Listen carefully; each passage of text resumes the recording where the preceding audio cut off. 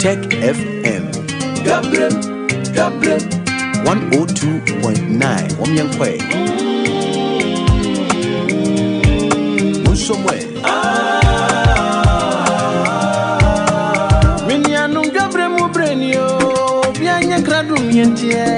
Dwabrem. Yano mumyanywinwi wamai huwae. Dwabrem.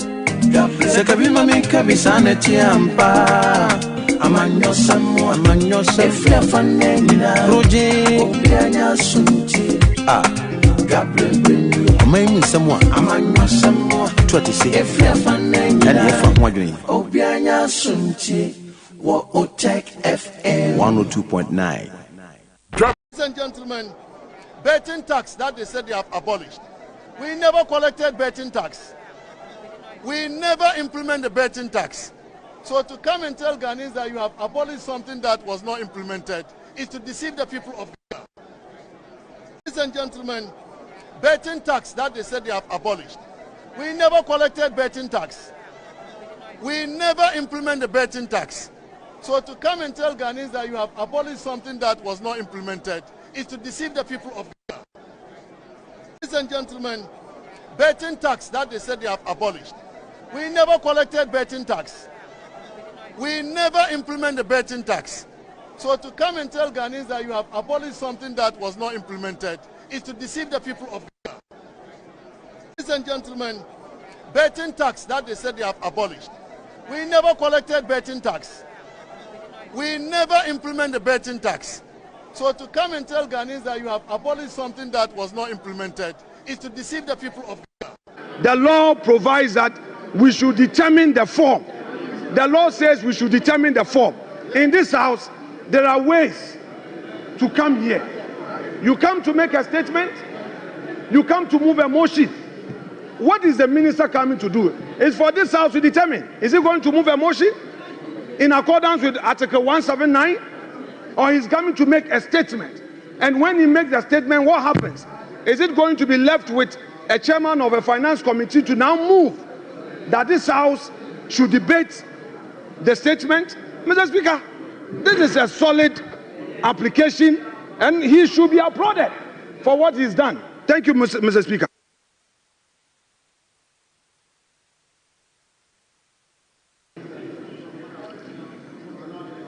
I would want to rule on this matter.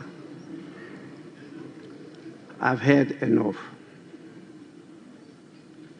I think in terms of procedure, the right thing has been done. The order you quoted clearly states the statement of the estimates of revenue and expenditure of the government. It says what? The statement. And so what they are bringing to us is a statement. And when statements are admitted, they are presented as statements. Now, when you go to 1952, which you refer to, it says the budget statement and economic policy of the government shall be presented to the House by the minister responsible for finance on behalf of or on the authority of the president.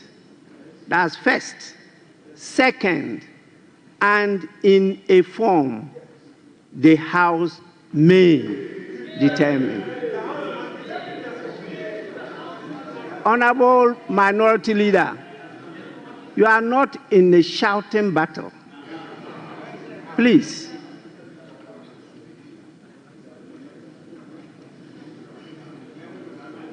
This is the House. The only way the House can determine however you define form is when the statement is presented to you. The House cannot determine this matter outside the House. You can only determine it when you are truly sitting as a house. And this is the house. He's presenting the statement.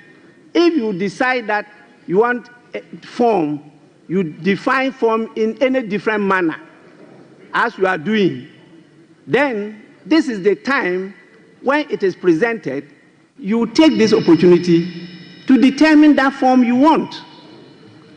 Different from the earlier forms that we've decided and been practicing. If this is what you want to do, please, the statement must first be presented to you.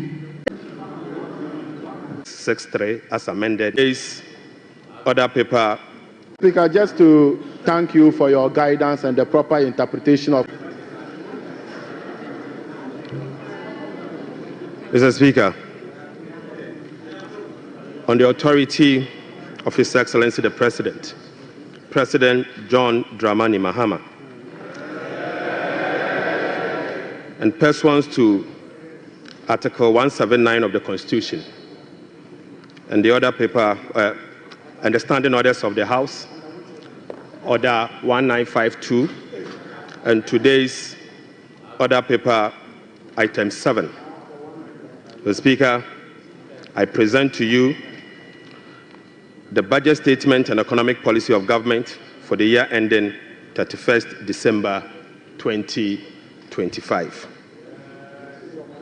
Right Honorable Speaker, today marks a moment of great significance, and I have the singular honor to stand before this House to present, on behalf of His Excellency, President John Dramani Mahama, following his extraordinary mandate, the maiden budget of his new administration.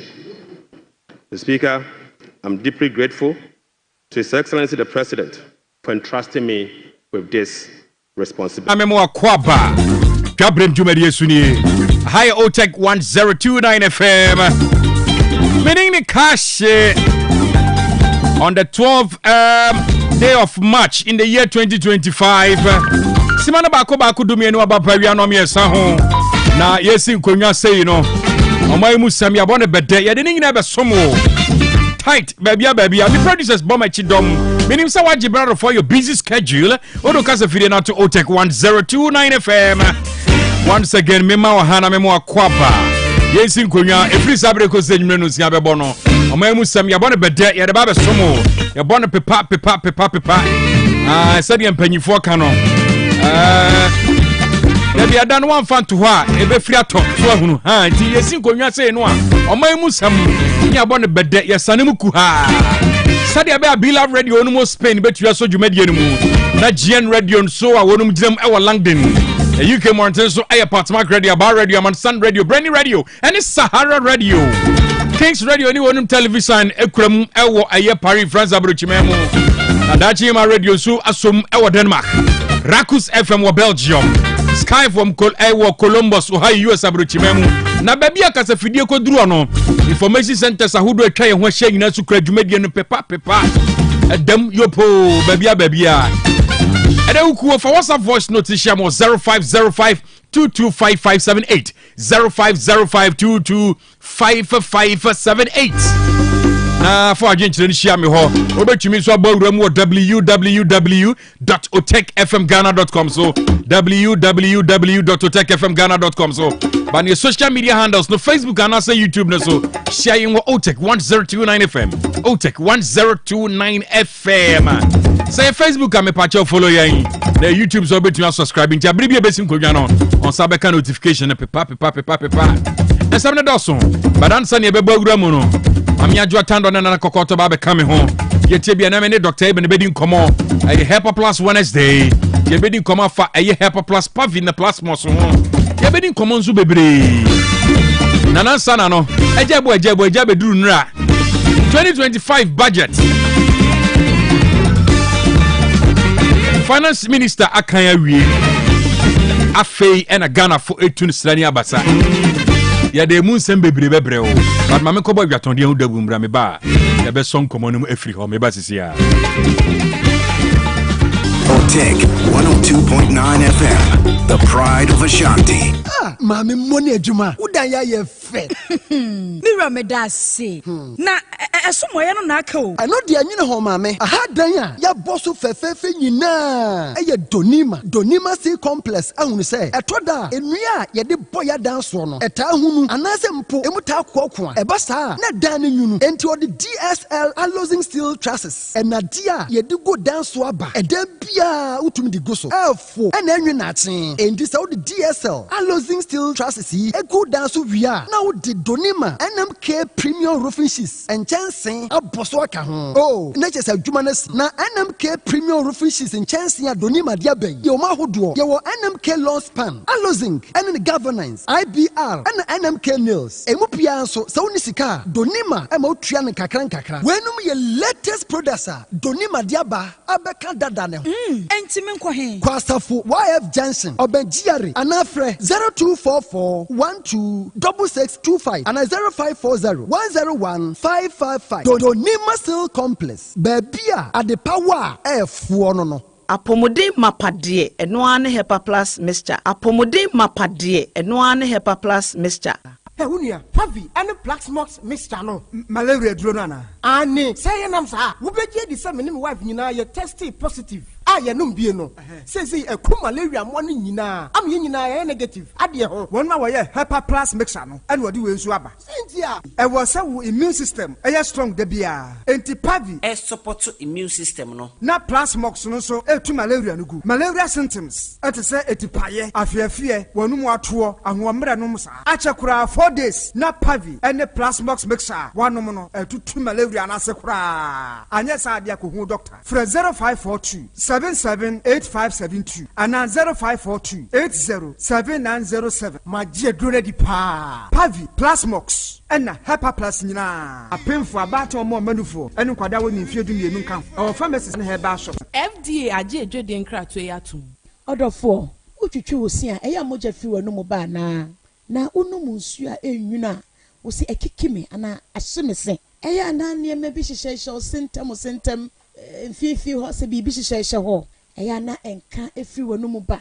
ti wo kaso bi ho na otwitwi ni ti kona chi ana wosi bi abu ana etu ya pese wusi na pese wusi gold silver ana mpo opese di braces egu seso ana se wodi ene ye wo faase a opese yiyi efi ho de ma by Grace Dental Services ewo hote maun eti fa wonum ho nyina bra by Grace Dental Services by Grace ewo Kumase Breman DVL ne nchen pe osakwadwo area hwa bibia ni amenkasa 0244 97 68 05 0244 97 68 05 yedamase Apomode mapade eno ane Hepa Plus mixture. Pavi Plasmox Hepa Plus mixture to malaria na sekura. Sweet darling, my beautiful baby. Hepa Plus mixture ye busie ya no mama hoden aba. Buso me pini menti ase me do. Tie Hepa Plus mixture enya adwuma ebe ye woni padua no mu no. Afie kura na ebe ye nwanwa mo. Eduro ye ma general well being. Ebusua pom mudiri ho hia me yie. Esne bibia. Enti me ma no mpafie ha. She wo ye Hepa Plus husband. You the one Hepa Plus husband, and you also we Hepa Plus wife. Na abano Hepa Plus mixer. Magie drone di pa. Pavi Plasmox. And Hepa Plus nyina. Apemfo abato mo manufo. Enu kwada woni mfiedu mienu nka ho. Our pharmacies na herba shop. Etufo mfre 0542 778 572 and 0549 297-463. Hepa Plus mixer. Mapobodra mapa. FDIG edwede nkrato ya. Miss Chania the Sahaba cat sauce. Madam Sieni. Hey, and to what you near pan and what's the said you Sahaba? What do you say? Mandia, wouldn't be. And not dear. For once, my jewet at the Sahaba Messana, who come from Mammy. Oh, my number Tiwadas. Me and Pa Caneno, no Mrs. Namitrina Chicheme, Nami Coco Yadia so teach me. May no Madusa have a Messiah, and the Maya free. adu samno ide ye tore de woni na ye nye ho achi ayesisi ye ne kokko duro kase me say e kwan so kro ne adwumaden bebrepe sanye du sa heba mixture enka mawu na wonhwe wodo na me kra me se me bo abaso na nsai die ugina pranne afa eya du sa heba capsules no se me gina ni hu sa me ye bema mu a ajanie eya no krepa adu samre obia tumi no bi agisa penfo abatan ya wo nkwadanfo ene wona woni mfie dumie kumase atofo ne atofo kwadu sa heba center ne clinic e waso me macro go filling station down no emu ene so me Pentecost asol down afa enye na e wa heba shop ne pharmacy bia mu 0500 110 115 adusa heba ma dance nie. Upgrades are nice, but stepping up is woohoo! Because when you upgrade with GoTV, we'll step you up to the next package. Upgrade today to get more than more with Step Up, where if you're on GoTV Plus and upgrade to GoTV Max, you'll get even more with GoTV Super. Get big value, get big entertainment, get stepped up to even more with GoTV. Upgrade today on the My GoTV app or visit GoTVAfrica.com. Terms and conditions apply. Offer ends 31 March 2025. Dwabrem. OTEC 102.9 FM, the pride of Ashanti.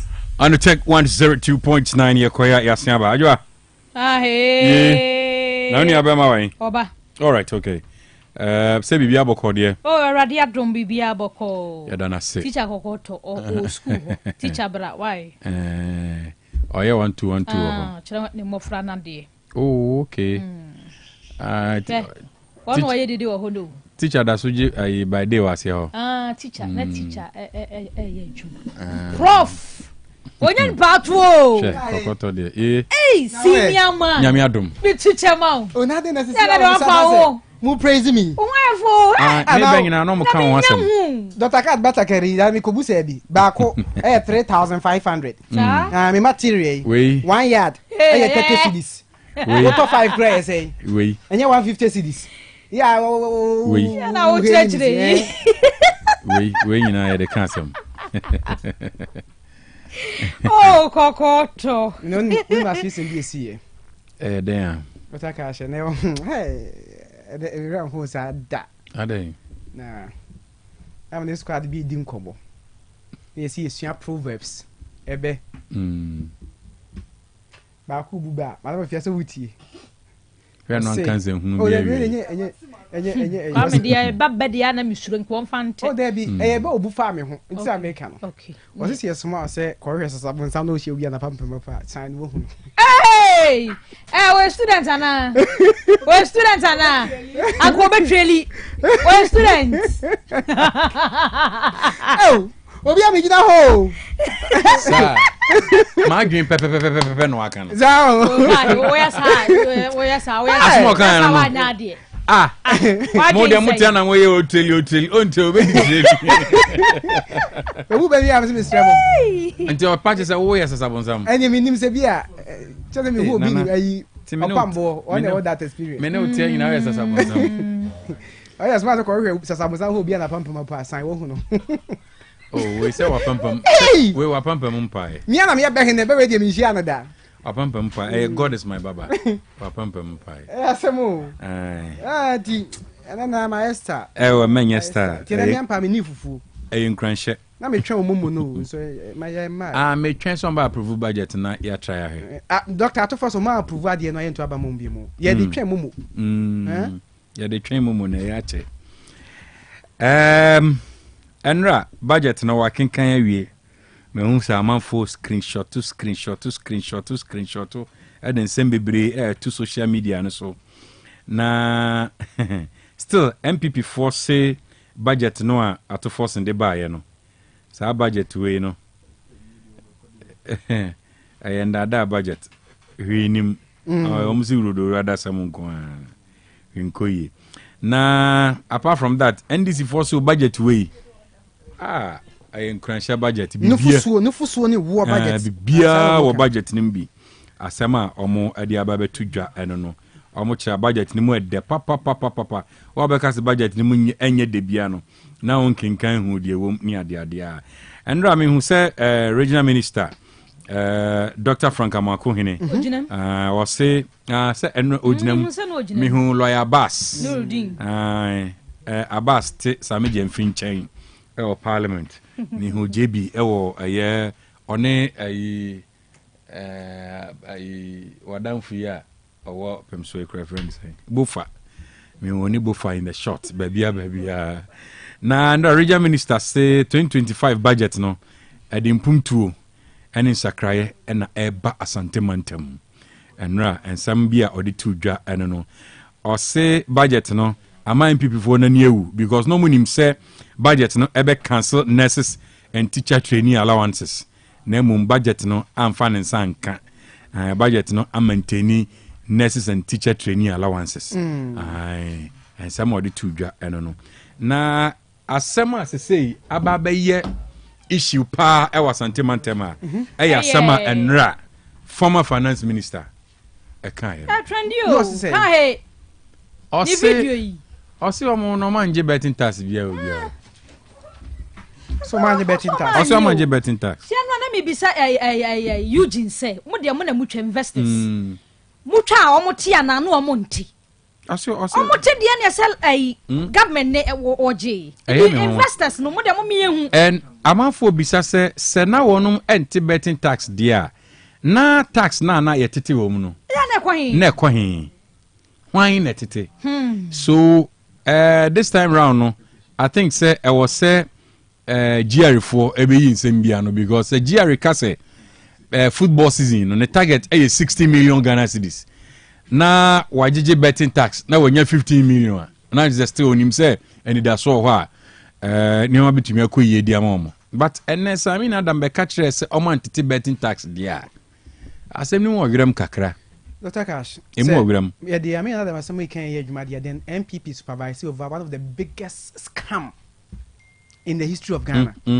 The biggest scam in the so catch us o man there that is imagine because see a cho man mu pa na ban bi se obeje etoa eda bet potwa so board ye ni bet o mutwitwitwe so mo see aviate na odi kra no mote na mranche okroma enya messages are hot odia no mate because they know say aban bi say oje na sa aban kro no ni mu pani na oye finance minister be ka kire say o ma anye dia net ka ne kwahin bet watch bi da oh bet honestly watch bi da you obi watch bi da mama you jene sa kwa me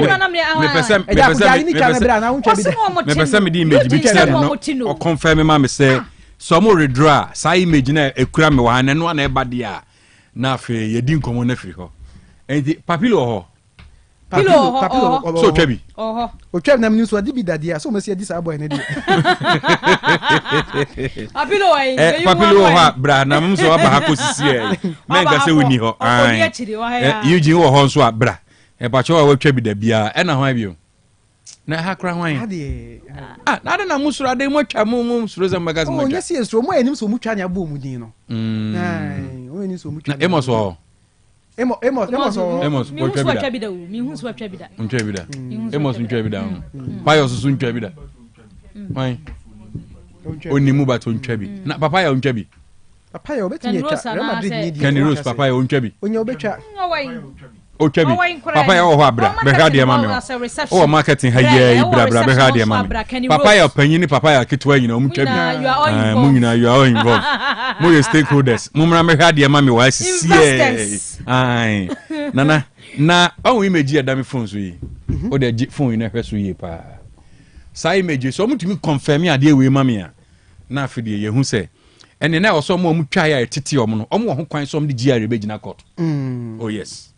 Oh, according to the Eugene catcher media was say witness Canada honor more money. We are already draw free betting for an account with the account more no matter 10% never so the other tell me move from betting for an account to no account no matter yeah till we are and so now we are not telcos for so say how they na kwere normal sign atil the other tell me the pay there stakeholders am from ofie ha mo ma yin free na kom twa bet na e beti afa so mfo be call ma from na mo mra media dance obi ambe so beba obi esuro me nka say me de obi call microphone na camera mu na so obi esuro so beba cry a boom din. O say why somebody ni man bio. Sa akode. Sa akode dey. Ada ne betting the next robo I paper the kwachi pan no. 10. O Roma so for ba utwa bet. O twa so ama hu. So o be ka se ne men bia njo mo. Eso mu twa no. You dey bi o twa na adwa mani adwa bo anso da bia no di. You dey do terry ni pa. Be you be kasa adwa we ne de. E na adwa ne me ahye o. E ka last match. I say da bia you dey match o be se ta say. Ama me bisa sa ne se minister ne ba out. Former minister be ka se no mo betting tax na. One, youth no bisa se tax na no mo tete no. Na ko hin.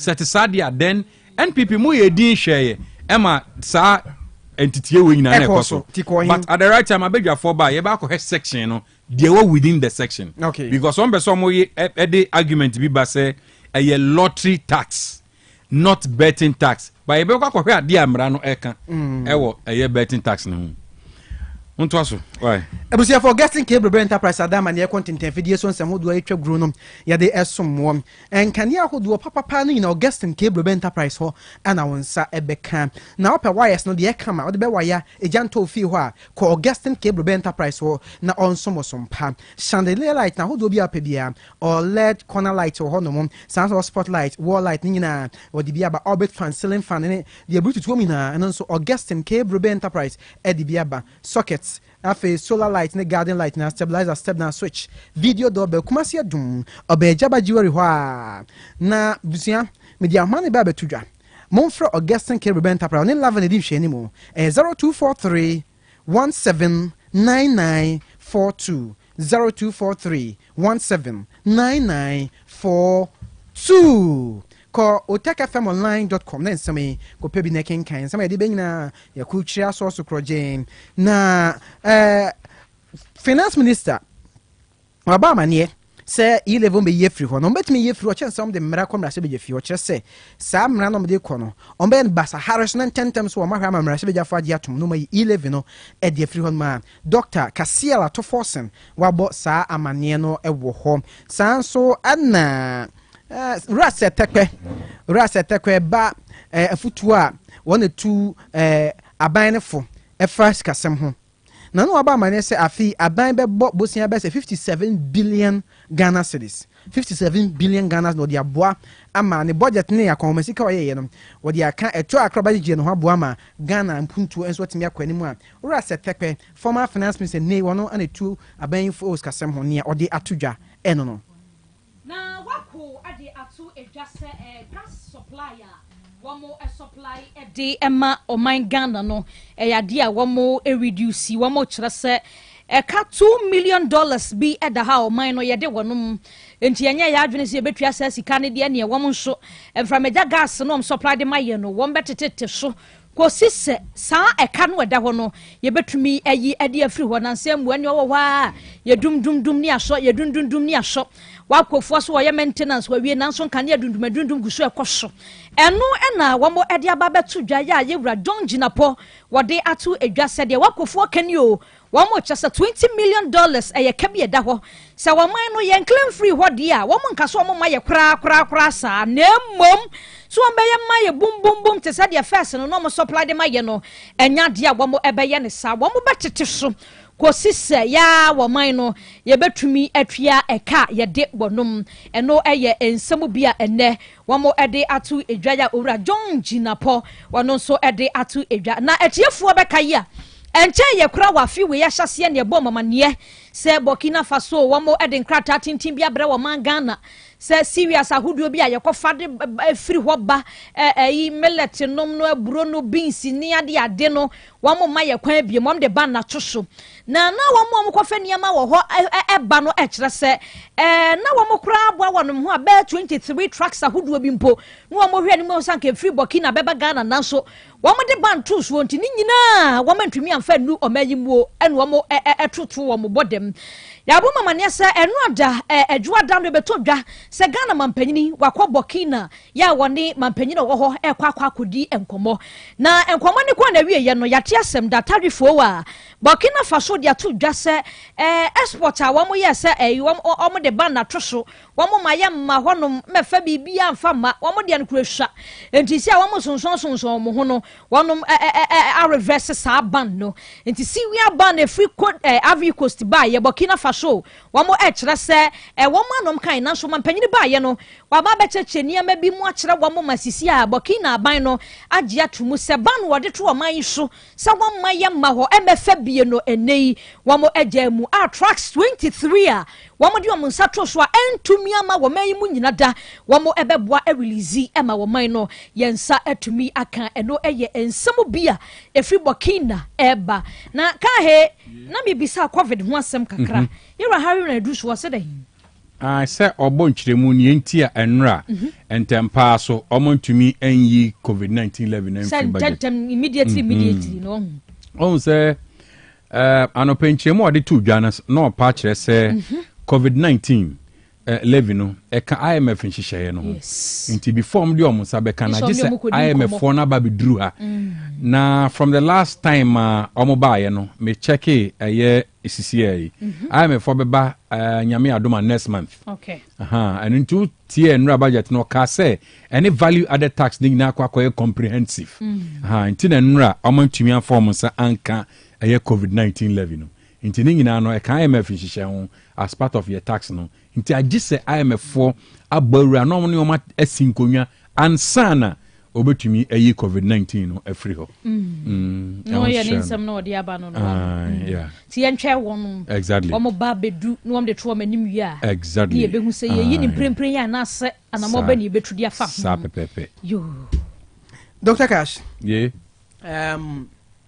adeɛ baako bi trendy I think for some time now ɛwɔ social media ne so na abema me kwan it's about Charles Kojofo Sulumba and on say King Charles a commemorate Commonwealth Day no and a ban a selection of enyuma ho do a di Commonwealth Day no the track list no yeah na that the Lumba nenyom empempem dome and so ka ho and this thing be huge papa ya enyasem ketwa enti for was King Charles ne king or say tutu or santime yin ewrade akoya nuanu mienu so enti nya abrochire kina na e Ghana king ye Ghana ye de ene osantehene na abrochire for de enso ne King Charles enti for akwese nke wa ha ya nanka osantehene ya de na o say me frɛ kokɔ ta ma na ba buga Dr. Cash oh se ka me bra na ka ma boy wi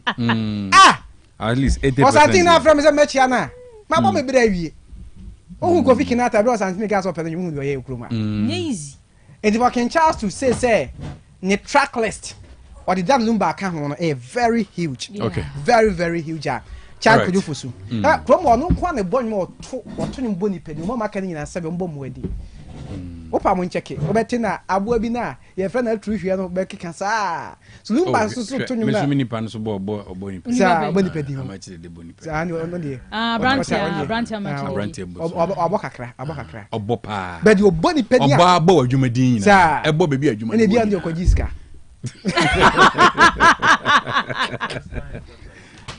first time tap ko memory okojiska na Lumba de oh wasi mu masa mami broni mami sewa moko ye friends eh Boshen Kotoko residence ha me fa ka ko hwe Kotoko residence po hu ge no Teresa o se anti na Lumba de bo onyu okwa de na hu o se me kwa na hu ye o se me no tie nyu na ma o maka chem se residence na beso hu Teresa Boshen ho no mo na beso me ko hu dan na Lumba de bo onyu no na me hu ge kra Lumba de bo onyu na mko mo kire se ge no ni no sabe kwa no ayi ma say yes tina Lumba de bo onyu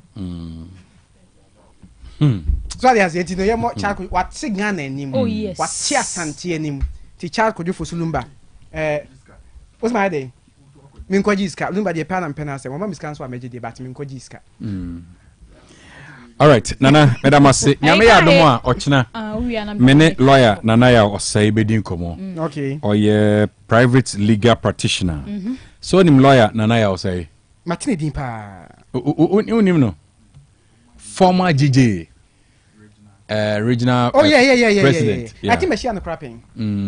One of the GG I was. Yeah. Osaye MPP mpanyifo ni bi so. Or a learned person. Yeah, we're a level person. Obi can also a comrade. Tinyame adom ochina.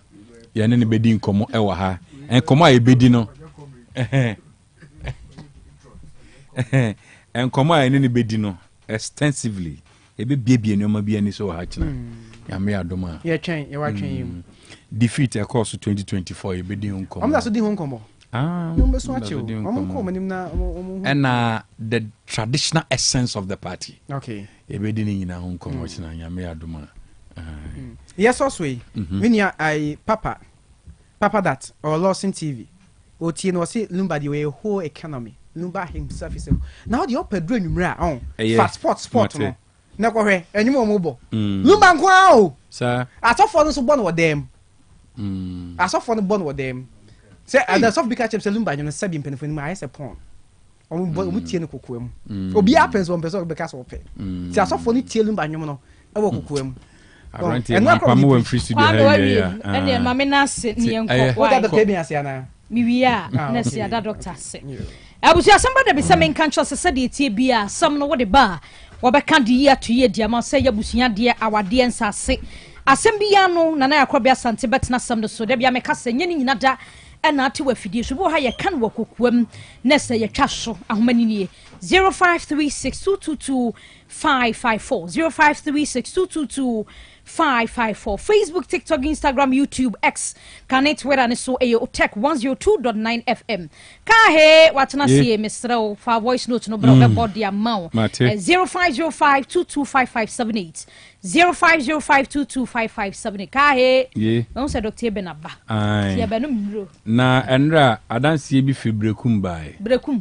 brekum wow na me say I want send me voice note yeah bo na me mo emano o send ya ma me mo ni din na am so there send me tell combination no send obi tie obi share your Facebook obrekum wow na wafa formula no o try nra o try wow radio get results o say combination here wow I'll say no. Oh yeah, I'm telling you. Obi oha tadwe no mpe refugees no. Yes. Though refugees are good. Obi oha mpe.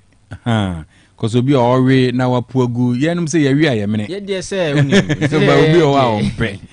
Because a sign refugees e boaw. Yeah. E boaw ye funu kra mem eyi uyam so kama. Yes. Obi oha mpe. Nti. Nti nra.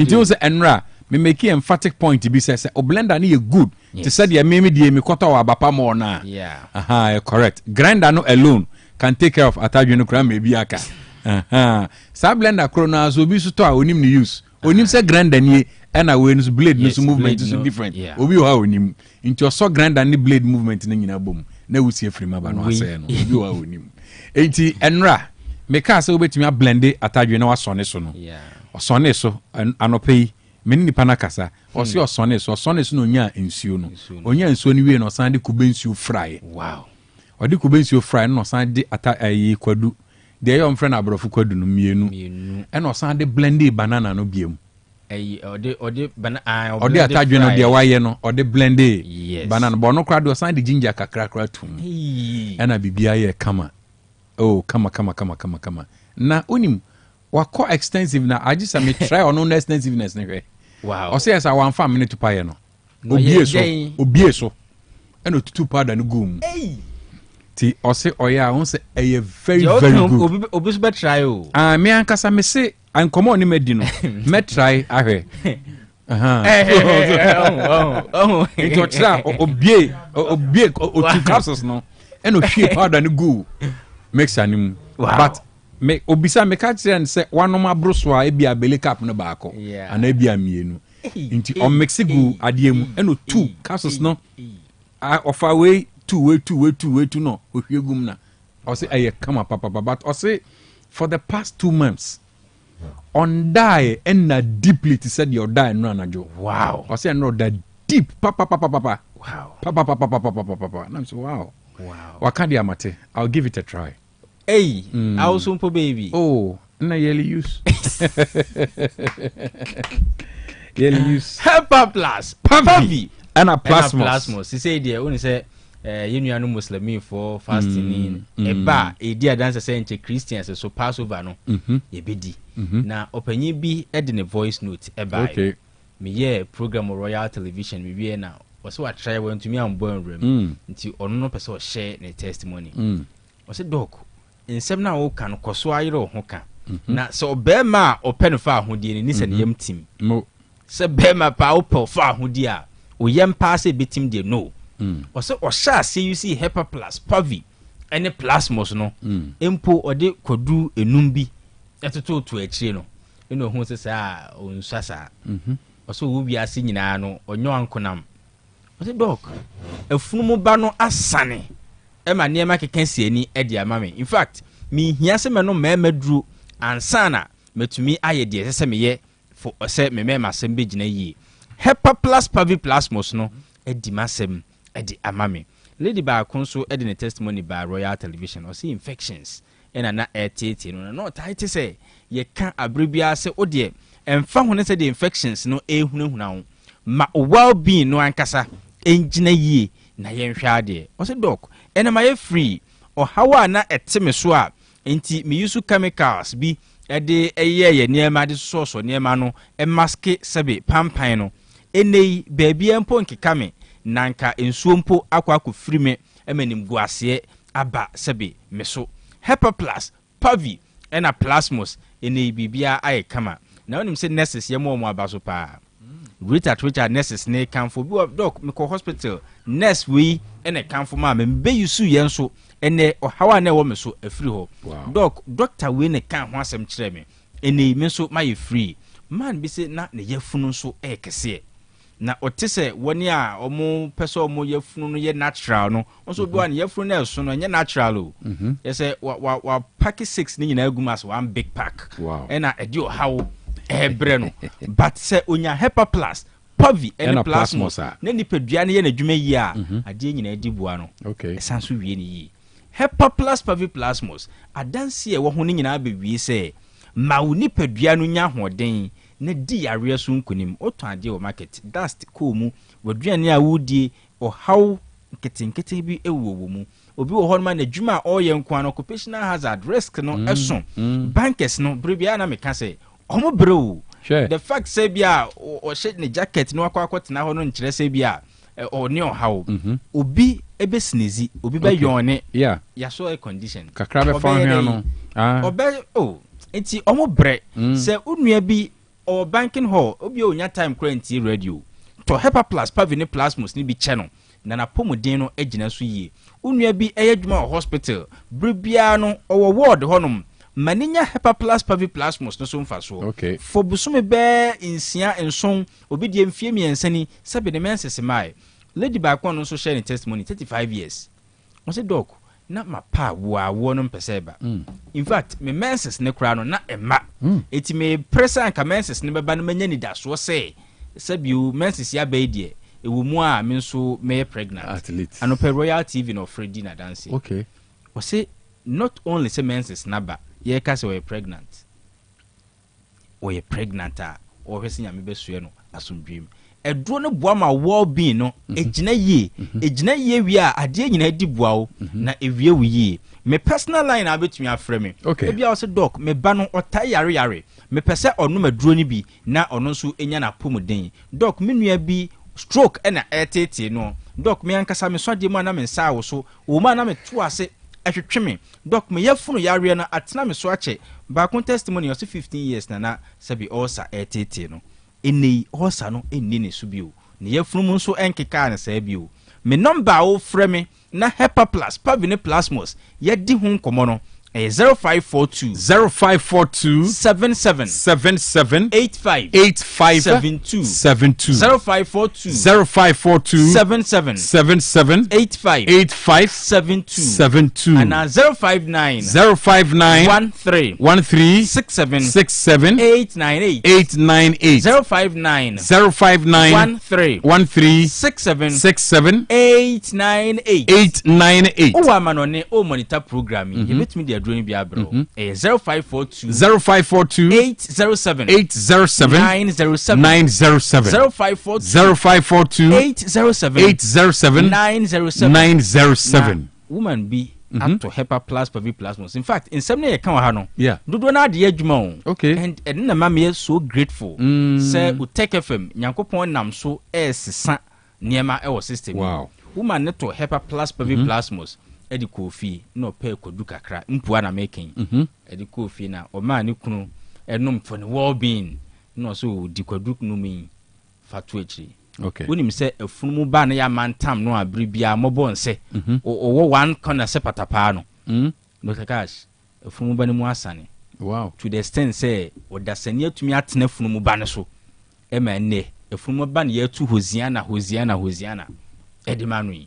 Te say aye ni gisem kese e wo fi ho. Woman nani age o se dok na minim dasemi kunu e fumu bayi imetumi atena so me de ntuma se fom se efunumu ba emfaso ne yentu Hosiana na bibia so enkoso yie e ofie mesre oyo ba ntiatia okunu ehunahuna no enka nkire ne se wona do tumi ye ni enforso no mane nkonom China duro ana onkoto nsam ntintan pe HEPA plus pavi plasmos we mfaso bebre na wunya e dia ma okunu no obenya hoɔden ayɛ dwuma masika aba ne botom na pomodin so begina so yie ɛna obetumi ayɛ dwuma emu ahu sɛ Nyankopɔn da so tena yie nti enko hye okunu ma onko wu enko hunahuna ema onko to how onko ye drug addict mane enya apomodin mapa HEPA plus pavi ena plasmos onso yo ba aya na infections ne yare binti ama wo ma asem no onye so confident mesrewo in fact chemicals bi nko holy of holies ho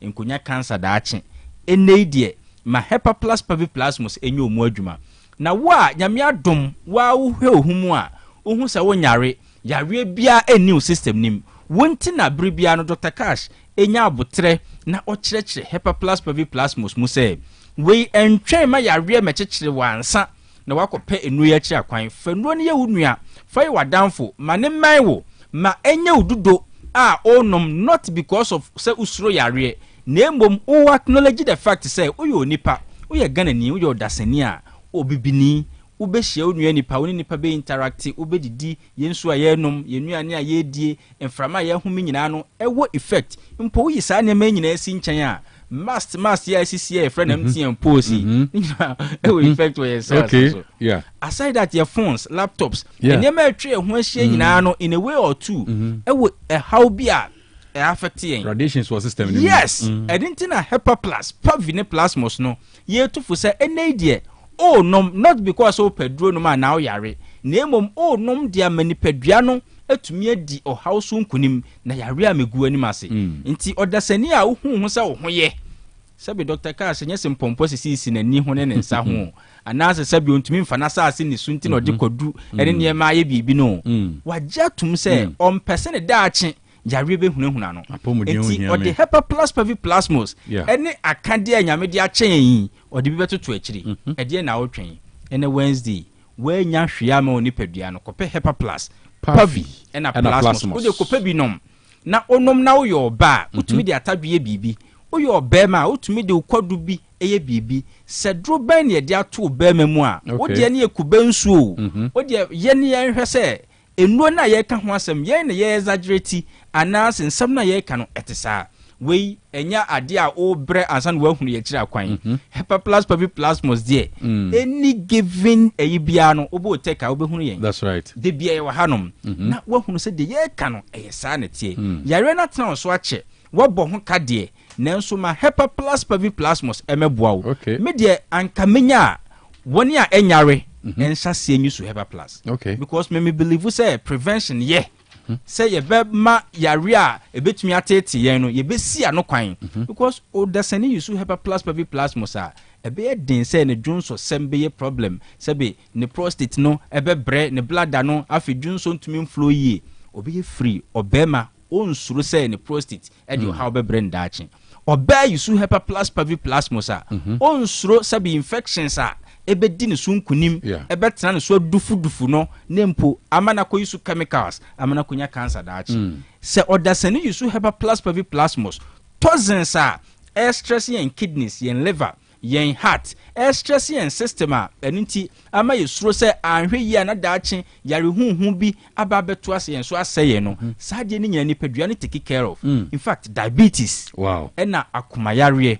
enye mo wa ne diba o yenya yaduane ne yen lifestyle adenti na womboa obrebo na ben excess fat na nipadua ne take care of sugar ne niema excess ewe system that's right enuo ne ye hepa plus pavi ena plasmos ebia na de duro so dada frɛ menkyerɛ sɛ de obɛ no all right okay ebia won so pɛso oboa ebowa wo nipadua ne ho ban enei ne daache na yare a mɛhyɛw so endufudufu my number is 0542 77 85 72 0542 77 85 72 and 059 13 67 898 059 13 67 898 owa manonia hepa plus pavine plus moson sabetumi aka bi eye 0542 807 907 0542 807 907 kaise nro ne yantum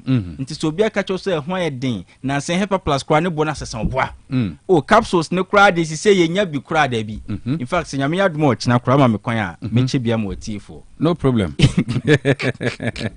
enro ne ho nya den chade obecha de problem but penny force ni nyina chire no so sha ase frifie okay ana biena gan hey onuga enuga oh okay to becha chas ye free so we the special package okay we the special package see any abonte so for mra see we do honkomo okay said you see to me aware sometimes we to be chair that's right yeah you see a man special pack wow now we out to boase okay you see and me who we interest in capsules why not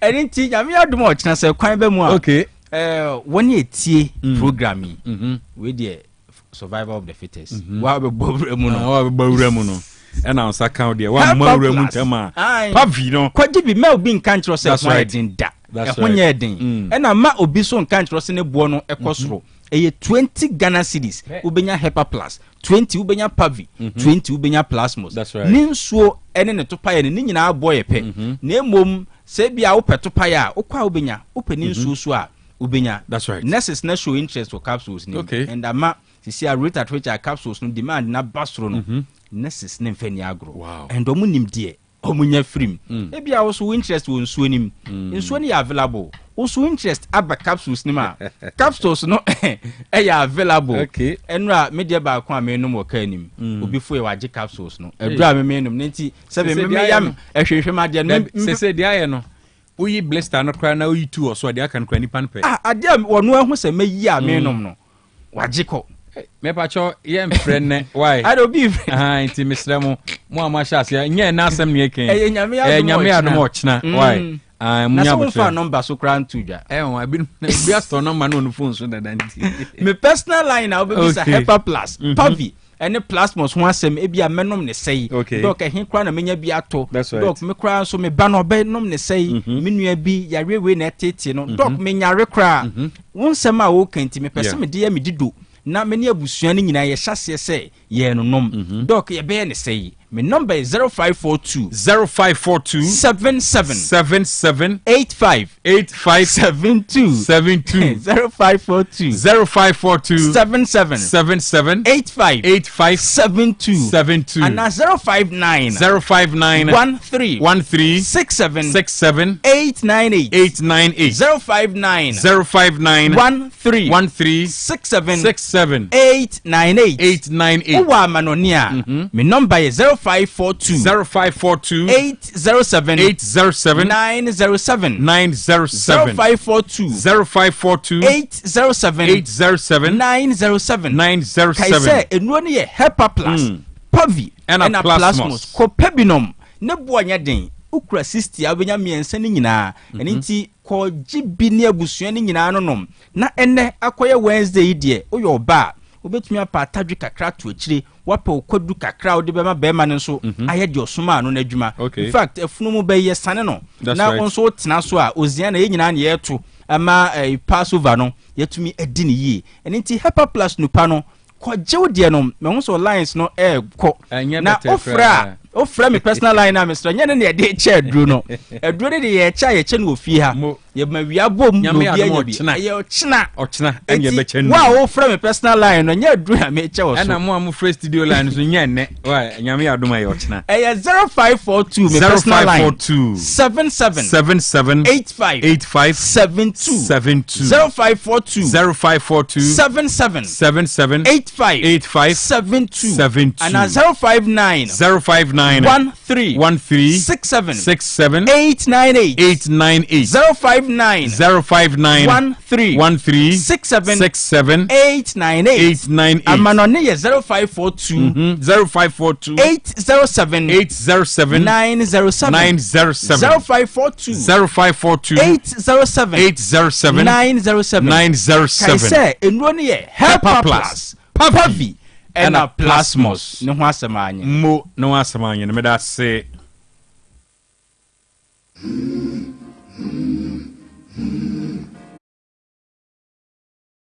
abolished. We never collected, ladies and gentlemen, betting tax that they said they have abolished. We never collected betting tax. We never implement the betting tax. So to come and tell Ghanaians that you have abolished something that was not implemented is to deceive the people of Ghana. Ladies and gentlemen, betting tax that they said they have abolished. We never collected betting tax. We never implement the betting tax. So to come and tell Ghanaians that you have abolished something that was not implemented is to deceive the people of Ghana. Ladies and gentlemen, betting tax that they said they have abolished.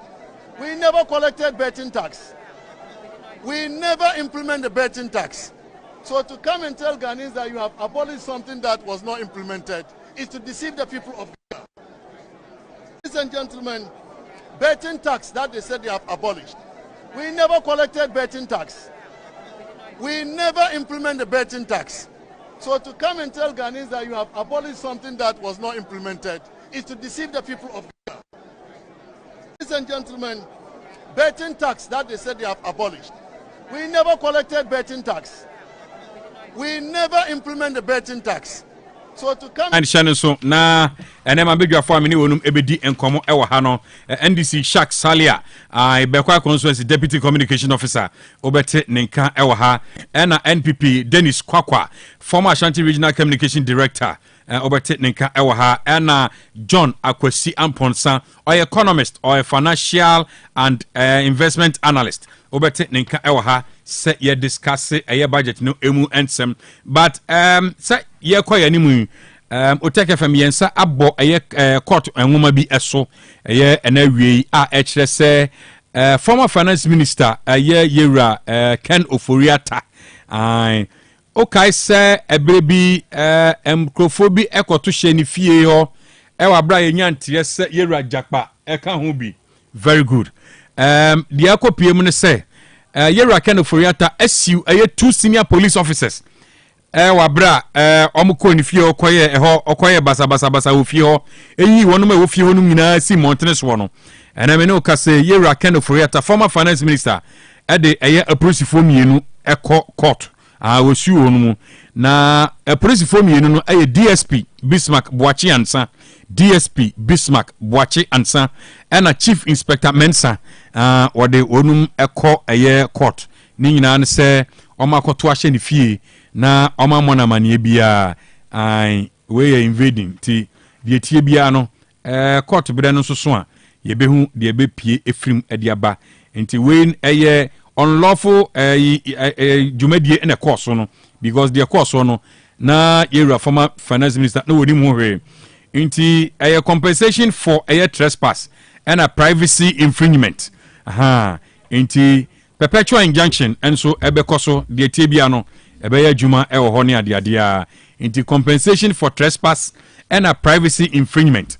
enti eni na de ekoso ewo law court ho eno no na de yensa kan so ekira omampanyin President John Dramani Mahama bibi am boy ya na person bo former president President John Dramani Mahama me no ka say wasiki se aboafo emra embeso Ghana yasne said ya be ya agenda 111 no ye betumi ededi aka nyina nso wo mu no aba na wieye because ana ye besi ama ye tumu se wedi ye si a hospital ni nyina no awie enti said ya odu ono president di tudwa because me kai say abra president ekoti $1.7 billion awie ye no me kai say former advisor to the president on health Dr. Nsiasare and so ebe koti 1.4 billion okoti 1.4 billion according to Ayeye Nsiasare or say according to the transition document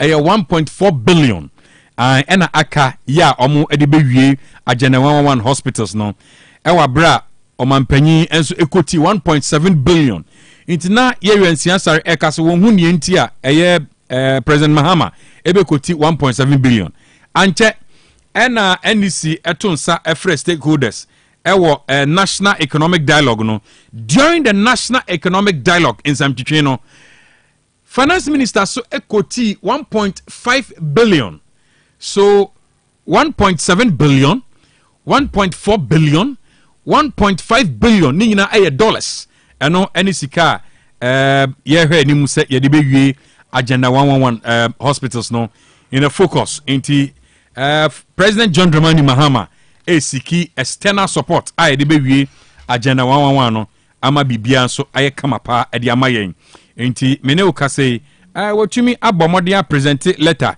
e de ama credence to the president on Wednesday minka say 5 envoys enti wama Miss Laura Ranelli wama wonum letter ambassador of the Republic of Italy or the Aquacoma wonum Julio Enrique Puyol Torres and also ambassador of the Republic of Cuba Ochima Momokrata and Musu Jatu Rahel also ambassador to the Republic of Liberia wama wonum krata and our president biso ediama Dr. Abdullah Murid Suleiman Mohammed Al Mandous ambassador of United Arab Emirates and also wama wonum letter Ali Gomshi ambassador of the Islamic Republic of Iran also omampanyi ama wonum letter it's onum embeboyen na bibia enye kama pa enfamai Ishak mena memo akwaba meje osumia na mpom ti sayin nyame adama se bibia bokode boko ya bedu haide na chese na mu men de fie nye adai in fact mse last week me bahana me papa me bahano na me ko bi fa fie na ka chem se papa ba ko ntiapo oh nti me ko ye no be 3 days na behwe no woji in the last week omu yi ne ba fie nti na me yense me ba behwe no nti me ne producer din komo ye say Wednesday member program no so na me so woni me de ya bo ba ko bekum no ma mienu me ba na ma fa ho a chia fie na ma hwe se de ne ho sitie anopa me bo abo me ho aba no ana ya frame se wada ne nsa bunkum so nti me ba ntempa afi na yatumi akọ asiye akosie ko ba ye yana mabahai nti nyankopon on da ne ye se de nkramofo gidie esitie no uwu sa abosumu we mu a wada kamra mbe ya sumduye e de ma nti ye mpai bo ne se nyame ye papa Mohammed on da ne ye we okai wakai mi asemi nso me so me former CEO on the screen so no your friend Mr. Pope too I know so or northerner but me name I think so be either Grusi and as Gusasi me former CEO station your friend to money the obakes wo free to go for na pa ara ho se me wom se wadane benkum so ya me mfa ne crazy ye ka radio right the way from Accra into the Half region papa we eno pushing me pa on radio amine matna radio no so aba bedu ba bia madrui oh ne in fact the wire ama me me remfida you can't say omo pia me radio so pa papa we even when me sha see na amanfo twitwa me 19 say o debi papa we say debi da da me pese okoso aye adwuma no exactly this is the man Mr. Popetu. Ono no ye CEO of High Radio bechem wadane benkum so yenyantie se enra na bema wu wama na ntoa so ani nchine wama we friend to mani tintinim yankopon oni dare ye Mr. Popetu nipa de nipa ono aso no ye CEO of High Radio Communications Osan Information Center, the first radio station in the area. Osan Information Center, so by in fact, was serving. He has contributed. I tell you. Nipa mfe de oji wo wiase nyina no. Sada wo be free mu no. Na wa make impact. That's right. Bronisi ne waja footprints o baby ya wo no. Eno na be ma ya bodin. In fact, I a very good CEO. Yamencha the CEO bia menya bia makoya adwuma bia CEO ni very good to me. I tell you. Obra wase mo CEO bia eventually obepa was. Exactly. Eto de bintu ana efiru ankasa so. Exactly. Na mo awutu CEO way Mr. Popetu enipa o enipa. Eno nti ama yen former workers any current workers nyina no.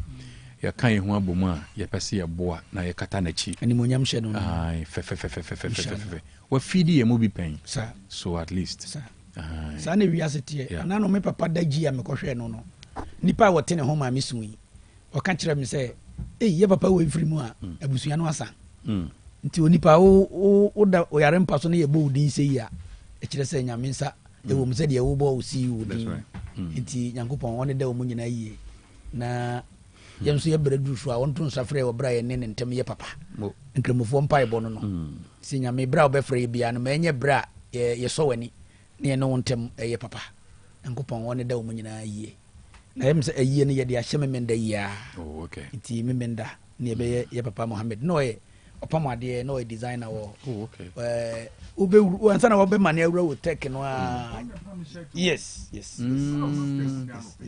oh kasi ye to abawie da ye to abawie ya e bobo wie ya no frame oh nti yame ene da ne kra owo nkrampa sanity na ye nyina nso ayaka no ye nya hwe yie se ebre bia nyame betuma to no sanfre nti ye tutu ye no ma na ye tutu ne yie nyankopon onhu mu nyina amabo bedase cash Mishak budget no abawie awie na ye kyerɛkyerɛ nsɛm ba ko mienu miensɛm the reason why COVID-19 levy no aban entumi and scrap na oni sa amanfo adwen kran nyanko so sa amanfo adwen anko so se eno no na nka ho COVID-19 no enka taxes no scrap ye no because enra wi akra na me kra me ka se COVID-19 ka me nkwa nka enka ho na yen hwedi nyame ba ya mai yen fa COVID-19 levy no said kaka kono yen fa mbo agena 111 no ena na o mampanyin so solicit for help sadia yen fa agena ai COVID-19 ska no though I am a fonsa wom but yen fa process no so wom no so kakra e wa kire no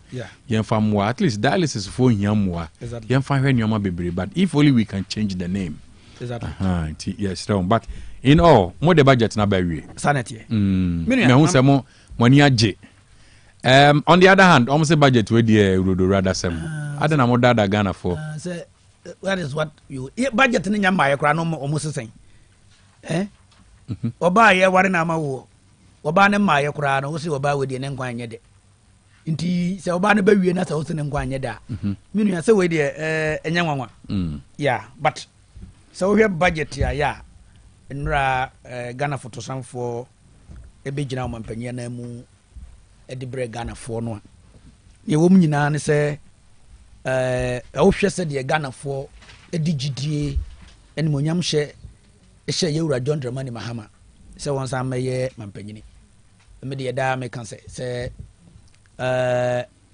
obi beyiwa agromu asa ne se obesa ye besa to nsa afre wa ne cheze nipa no obesa ye no na sa no ankoyi nti na Akufo Addo ne MPP aban ye nyina ye nim mfie nwotwe ya yede ma wo no ne omutumi eyeye in fact na MPP aban sa no homra ne se they are the best managers of the economy nti wo mu wo mrante animdiefo obekaye prior to ebra ye beto abama MPP aban no na yewura vice president ade a yɛnya ne mu gidi paa ne sɛ wobɛtumi abɛhyehyɛ Ghana sikasɛm ma Ghana afa no ntoma pa afra nti ɛnoma bi ɔmo bɔ John Dramani Mahama ban akyi bɔ no so bɔ IMF issues so bɛn mu but bɛ wiase no ɔmo bɛsɛ no kɔ IMF ɔmo bɛkɔ IMF no wa wonim ne ɛkɔ so wɔ kuro yi mu nti clearly amamuo no ne Ghana sikasɛm hyehyɛ no agye nsɛm ne na asefim wɔ mu ɛyɛ kɛtasehye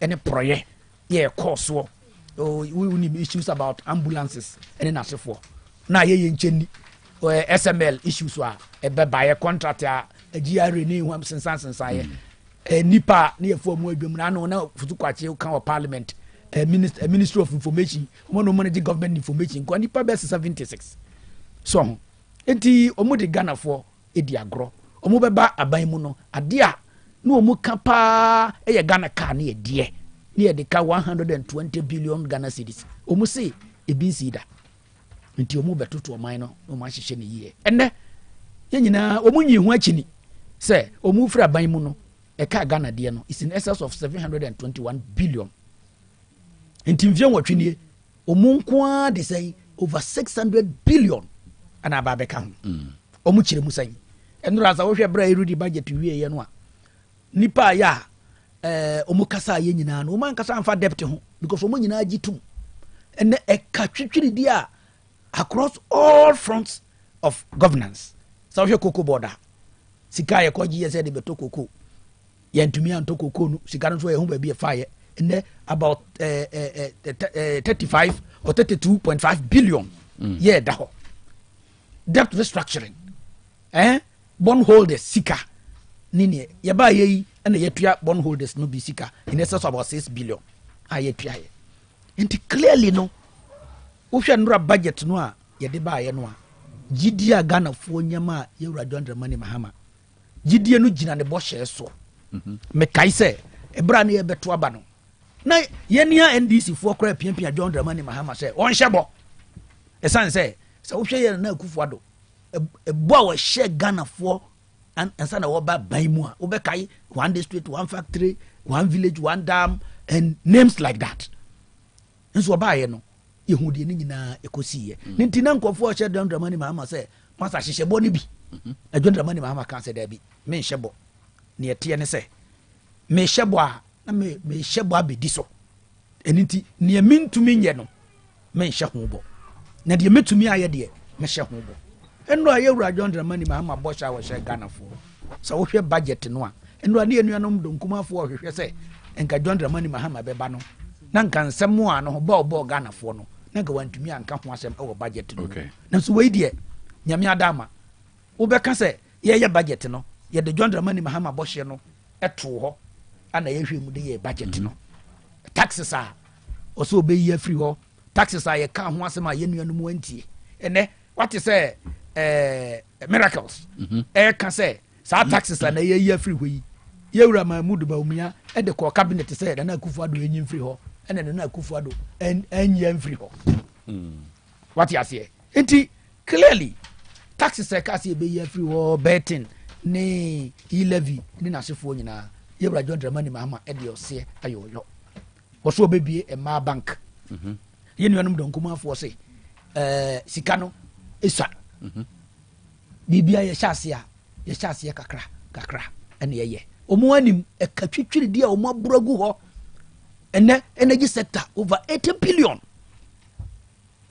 ɛndo ana fotosanfoɔ wotie no ano wɔ ka sɛ neama energy sector ɛka no abɛda hɔ saa ne sɛ ɛnoɔma nhyehyɛ na ɛwɔ sɛ yɛyɛ ne yɛde tɔ gas no na nkɔfoɔ pɛ liquid fuel to sɛ ɛyi no tɔ because ɛno na ɔmu tɔ a ɔmu nyɛ ɔmu ntwobɔ yɛ dɛn ɛwɔ mu nti ɔmu ampɛ so ɔmu bɛyɛ nea ɛbɛboa Ghana na mmom wohwɛ nea ɛbɛba wɔ mo hɔ nti nɛ sɛ wohwɛ saa ka way from energy sector to the cocoa sector and all the other sectors na ɛdeɛ ne yɛbɛyɛ ɛgye sɛ yɛhyɛ aseɛ nkakra na menim sɛ afe wei nkɔ na wieɛ no we'll be able to build together resources a nhyehyɛeɛ da yɛnim a ɛwɔ sɛ yɛyɛ no yɛbɛtumi ayɛ nti nnora budget ne deɛ ɛyɛ anohɔbɔ a John Dramani Mahama wɔbɔɔ Ghanafoɔ no ɛno na wɔde gu akwan mu na wɔhyɛ Ghanafoɔ nkuran sɛ wɔbɛyɛ ɔde sikasɛm mmra nhyehyɛeɛ papa bɛyɛ adwuma prudence in the physical space ɛna ɔde bɛyɛ adwuma sɛ wohwɛ a wahyɛ aseɛ ministers wate so every 125 126 ne wɔde aba bɛyɛ sɛ 60 yɛnim ɛka yɛbɔ wɔ yɛ ministers ho ɛne NDC foɔ ankasa kora esu sɛ appointment bebrebe a John Dramani Mahama atete so no ɔmo nyɛ adwuma nyɛ but John Dramani Mahama sɛ ɔba ma Ghana sɛ wɔn firi akonnwa so na sɛ Ghana foɔ gidi ɔmo nyɛ maa no ɔmo agye atum sɛ wayɛ nea ɔmo pɛ a ɛno ani adeɛ a ehia no nti yɛkɔ so ka kyerɛ party foɔ sɛ yɛn nyinaa yɛwura John Dramani Mahama kyidɔm na ne so ɔde hu ɔde to Ghana foɔ anim no wɔntumi nyɛ ma nkosi awie na wobɛka sɛ ndora kora de afei deɛ the former minister of finance sɛ nka ɔyɛ obi foforɔ bi kora ne kan ya kanya mwanwa wɔse betting tax no they never implemented it fast check kora deɛ nka yɛbɛba hɔ ba yes ne nyinaa bɛda adi sɛ na nka yɛ obi ɛdɛn nyina na bɛda adi oh me deɛ ayi kakra fast check kakra matietie from other networks nyinaa kyerɛ sɛ saa withholding tax on gaming ɛyɛ betting tax no it was in implementation ɛna what show say it was in implementation wɔnoa ne nua ayi papa yi ɔkan kɔyi south anasɛ friend saying central boama waba abɔnten abɛka sɛ ɛndeɛ former minister nano ne pae nti biribi akyerɛ sɛ ɔne yɛnte waba awie yɛ na mekora mekan sisi ayi sɛ wɔse ɛndeɛ finance minister nano ne pae na ɛyɛ ade a na wɔ mu implement na ɔkyerɛ sɛ taxes no ɛyɛ mmienu anaasɛ na baako bi wɔ hɔ a ɛno deɛ nti bi ɛno na wɔ refer to deɛn sɛ no ɔmu use some keywords I wish nka yɛbɛtie ne ne na nkasa deɛ mehwɛ ne deɛ na yɛatwerɛ nti because na ɛyɛ obi anwanwa na nnora so ɛm sɛ one network TV3 fact check ɛwɔm nso checkeyɛ no ɛwɔm nso ka kyerɛ sɛ ɛyɛ tax a na ɛyɛ adwuma nti sɛ finance minister ka sɛ na ɛnyɛ adwuma na neɛ nano ne paeɛ ɛna ɔma mo yɛ betting no nso so ɔmo nso ɔmo nim sɛ na yɛte ɔmo ne yɛte ɔmo nti ɔmo nso ɔmo nim exactly nti ɔmo nyinaa nim sɛnea adeɛ no because wohwɛ Income Tax Amendment Act 2023 Act 1094 Section 133 of Act 9896 amended ɔkasa fa lottery ho cause wɔn sɛ ɛnura ɔkasa wie no nkyɛnyahyɛ no bɛyɛ between the lottery tax and the betting tax ɛhɔ na ma confusion no bɛyɛ biribi kakra but I said say minim deɛ but I feel said your kind no ɔbɛha party ne kakra exactly because sɛ woka sa woma amanfo anya different ayi bi ama party ne sɛ ɛyɛ no korɛ sɛ ma implement deɛ a na amanfo start bisa sɛ no korɛ sɛ ma implement sika no na ɛkɔ he na why na jiska no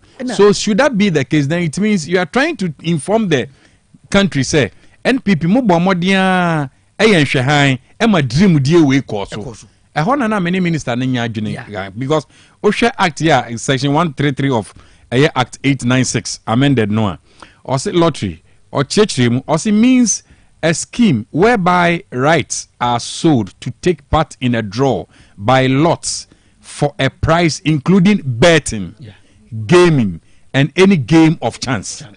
Later, me call him no. Point 41 definition of terms. Or say for the purpose of this practice, note lottery. I'll say lottery operation include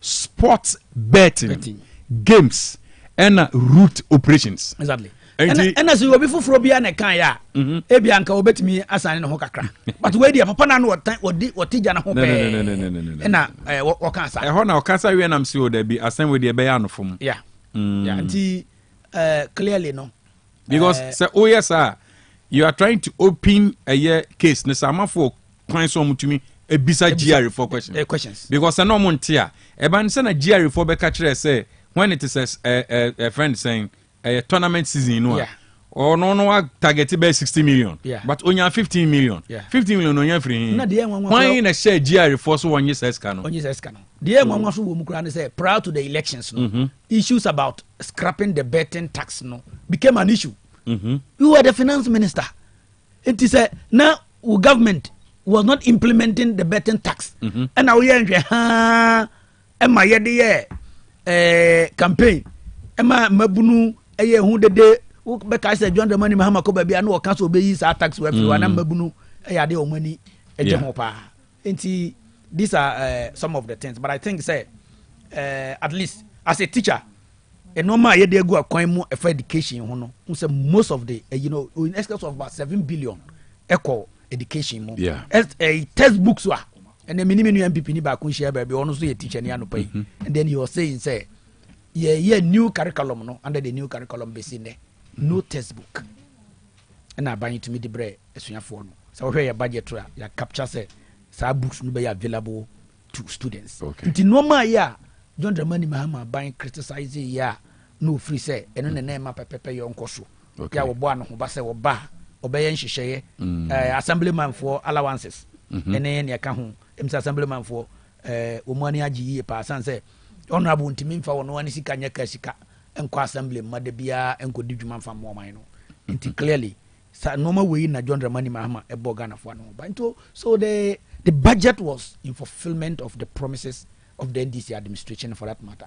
John Dramani Mahama said the wabo no ho ba say nkofo obisa say na taxes a we free we and the sika be na wo benya de abo man ho bra na wo chire mu say sa wo hwe sika na kwa banya so ye ni sika na ye de ye no ma bia na free say ketasehye ne proye SML deals sika na ehwie gu ni nasefo no say ye tase ni nyina na ye de sika ntotoye mra nhihye pa ye adwuma ogidi ye say ye betumi anya sika e de abo sa dwumadie no nyina ho bra enti magana fo ensuru na onim kon obefa so a obetoto no ma e ma sa no mo nyina aye pepepe alright nti enura de say ye wie budget no ahobrase nsemo e koso na wo hwe ebra onsentrofo mo ko monten so a mo ne nkofo edi nkomo no magia tum say untimi nya ade ma obia nyintum say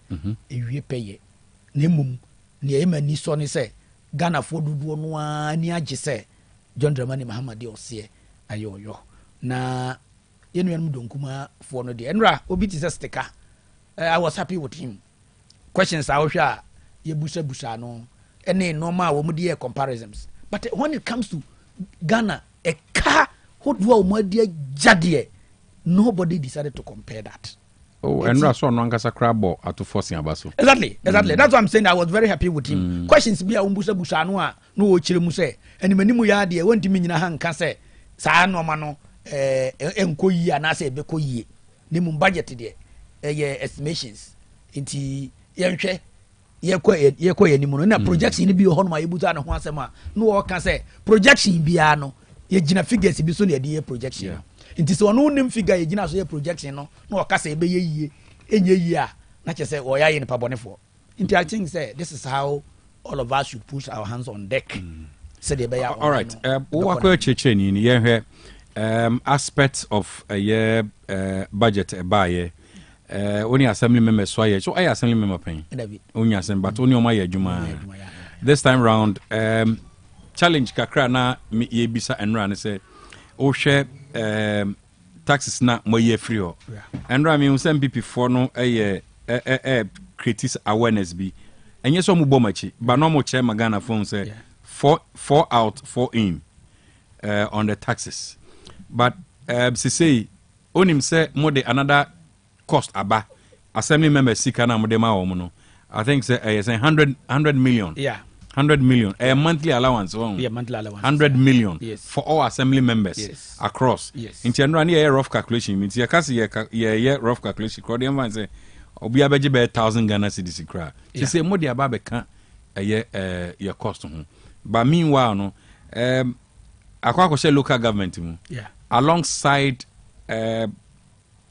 your friends from Sikana by every month no common fund and MP's common fund my incur more cost quite many so na mo for raises escaway na that is where the problem is because already say approve budget now where you tax be every ho into the 100 million Ghana cedis eka ababe kan meanwhile una usu say eka amene ya ka debo into yi taxes ni be every ho what's an kwa for assembly members is it just because mo promise yenti ana ena maka say o hwe sana nipa bebre ebusa How do you find the money? How are you going to get the money?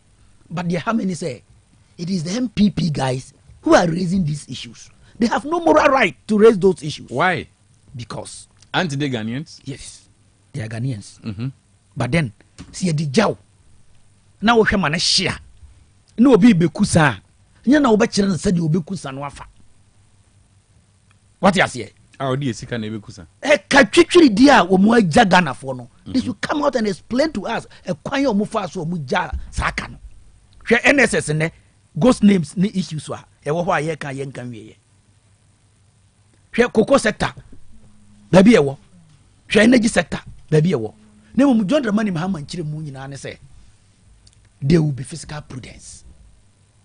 Enuntina bibia wo ye sesia ye disika wure mu no. Ni ofiri say sika e wo se komu no ne ye de beba no e ya de a e be wo fom no. So we be kai kajetia friends intelligent borrowing in asefo. All these projects came up to the mainstream e kwan e fa so gi loans a ye de ye no. Enyuma no an kasa ne tua omoka e be kan de kajetia issues a e basika ye de ye kajetia no an e tua ne ka. And John Dramani Mahama says that he's going to fix it just by what do you call fiscal prudence. We took it as a shiny proyase. Na what the pepper you see kasamo shisha papa a year juma. I am telling you, say, when him say, Sasika, walk on once a minano. Obey to me and ya. No diabo. Sajuma Dino Hobra. In any case, minimum years, say. So we a politician now didn't cry. Now then she share Pagua coin moi. Ghana for no bayadri. Said the Enra Ghana for to some for. Or bought a Jumaya for basso. Say, so we 10% I demand a Jumaya for musu munwa. A green light be a you were John Dramani Mahama, so I tell more say, or the normal big work coin to Munya Botre. Into Umunya Botre. Mijidi yes, I say, what can so cry give better 20%. And a buying to me no Marcus no Muji 10% ya. Mijis Omaji Sika de Bayard for. So, yeah, 10% of size Ghana and Quebec Jumaya for I think it's a very huge money because it was going to be recurrent. Send me 10% of my salary and next month meji. What you say? Okay. Into Mijidi yes, say, Sanoma way na you are doing the money Mahama. No. The most important thing is that send the right signal for the people to know that oh ye be pebi. And I know say the people are ready to sacrifice.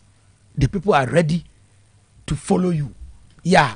Mijidi say said the Ghana finance minister oba no obo Ghana for no hoba say there will be fiscal prudence. E betu yebo ahihye normal sika bia tokro bia sika nwunu famu no ye be ye free ho. Sa ayi no kro mo ye say ye pese ye use gas 100%. E the power ye generators. Omu can say no kro bit ma reduce the cost of generation best half. Enti sa sika nyina be ko into government coffers a bit me abo aban chidom money sika sa mo hwehwe no ayeye me yidi ye se Ghana for be woni chidom e wo so akwan no so. All right, so we look at final asana mako Mzambonsa we allocation of 279 million to gold board. Yeah. The bed na 13.85 billion Ghana cedis big push. I know they are as part of Mahama case yeah. In Tiahodie. Yeah. And a 242.5 million for Akusumbo victims. Nano abayan herman sanogo. Minimi ye se abayan hwe wo mo a ebi anka ye nya bibi foforo bi a ye de ebekwa akọ disa adwuma no. Minum ye no nim se de. Na o ye sure say we wonchendi avenue bia. Oh, se yamanyo sem no. Anamata Africa kra. Dia amanyofo bi adikan adanu adini ntino. Ya ma amanyofo gidie no ya na ewo fom. Eno akra me kan say. Exactly. E ka me nko a say COVID-19 say. Yeah. Ghana fo betu akase o say I am hihye ya o de COVID-19 yenya mu say ene ye da ho. No problem. Na mom so kakra mpopo ye bi e be ka wa akire no because of ehunu bi penti. Yenye politicians ni mi. Nanura. Inti ye kase mu fa nko complete na mu fa nko head dialysis for kra. Yentiche sabi mani susumna so mo hwe na mo matwa mu san kunkum dialysis for because scanning ko enne de wo yesa wonim say the Ghanaians will punish you emre no beba enne the Ghanaian electorates are sending a signal to every politician hwenura ade mama niji ba ko pa ne say ye maami no madwumfo maami bia no wo so ne pan na ye busa no question about the budget no na wo busa say John Dramani Mahama use our taxes we nyina no. How was John Dramani Mahama going to get money for so many other things that he has promised Ghanaians? But Enra budget in the man says Ghana for exactly. I ready. Yeah. Exactly. Enra before I'm telling you. Oko stores. So lucky stores na bi mo generators near the idea. Everybody keen obi at one. Yes. Or say obi tie di yes. And na make kire say Mahama me na no so pan no a obusa sa question no. It tells you say what in the tax. No one say the tax will go into something that will benefit her. He will be all for it. Okay. And the signals we are sending to politicians are that maybe a year sika free timamufo ho no. See the yen ya ombebu echidom. And I take solace in that. All right. Mate, mami nkotie mema eye penyifo akwaba. Dennis. Cash. No akwaba. So na mpom te saying pa to me ho na so say bibia boko de oh nyame adom ye do bo de ase ye da nyame ase se moja di afrusani wo mu ai bizamonza doctor makwaba yeah nua hey what dey ye nyefo oh no enche acha June Samekai acha June what dey ye nyefo enyefe kra ana me come atiefo atibi sade awo ye na nyefe sakrawaju matido sakrawaju no hwimbre na du matido sakrawaju nafikasa ana otie baje na kakra me pa choi yo onwene na ade de o se ye yeah na de obetena mu susu se enye yeah budget no hun say yo Dr. Cash me da say I think say budget we a budget ya Ghana for ahwe ni mu ache so obi bia o ya ma yosema odwene ordinary masses emo eye enipa to aba no dodo na se budget we amfa gidie amewura amayosemu a budget bia ntimi mfa gidie emewura amayosemu bio hwe budget we aboa ma enkrofo bebre doubt anu wo mu wo ewo governance mu no aboa ma sa doubt no e free enkrofo mu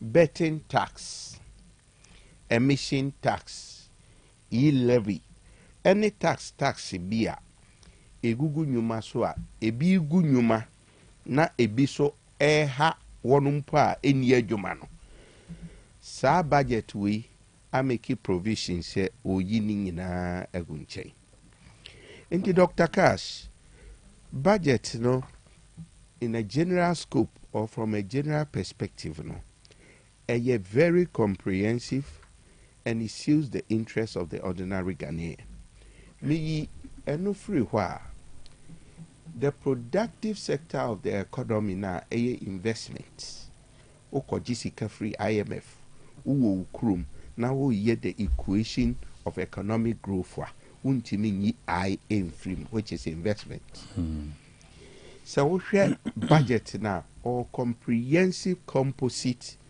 of one import substitution eye niema na ye carry sika bebre ede koto na ebuama demand for dollar ekosoro na demand for dollar ekosoro ensure say broni ni sika no ebenya ahode an advantage over the local currency no also introduce scheme the akate abenya import substituted goods ebehwe domestic production of goods and services which is the 24-hour economy na chese eno so ye pa na ade ba kwa Dr. Cash for many years a plague Ghana's economy enye bibia say corruption and political opulence. Okay.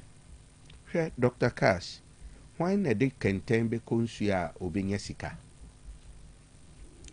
Oya economist. Dr. Cash, ye bet ka chiro say ebre ben na oman etime ko ekabom ana ahunhihim. Abra oman be ko okabom no. Na che se sika wodie no. Edo so sene de wonya. Enti broni be ka me say expenditure outruns income. into a minor ye can see Kenyina boom on the aggregate at the macro level. Says he can a move for say na ye percentage say any free sikem. Ghana a fiscally indisciplined the say Odisi kana bro swechri na okra drip. No ebusa say drip no what is the productive policy, economic policy of the drip? Dr. Cass, do you know when rules eboa for economic growth road? You can say who build the road eboa me economic growth akoso. Agriculture na wo ye no. Wo di cocoa and export. And a cocoa na wo export no. Eno nko na ye wo major cash crop wa. Wo di free ukrom akokro fofo so. Akope inflows, which is foreign revenue. Now, alternatively, who person will encourage akwan ye dia. Now what you say, sir, akwan ye no. See it be here. A bet transport to cash crops da. Unya wo sebi e krom kitwem no. Na be duru kro kesim na etibi akọ. Amanoni akọ generate the needed revenue e di amaye. But what do we see in the country? Sorry. Dear from Fanchem. As I speak with you, Coco na ye wono. Ukraine, a brokeke. Otiminya over 10 billion US dollars out of Ebro per annum. Ukraine. Ukraine. Okay. Sebi, onuna sa no enye as fertile as ye ya sase. Enti wodu wani asi koko so. Enti se ebra every 6 months. Ubetimi atwa. Ama wetimi export to in just 6 months no. Se abai woka se wo toto ebro e di abeka koko ho a.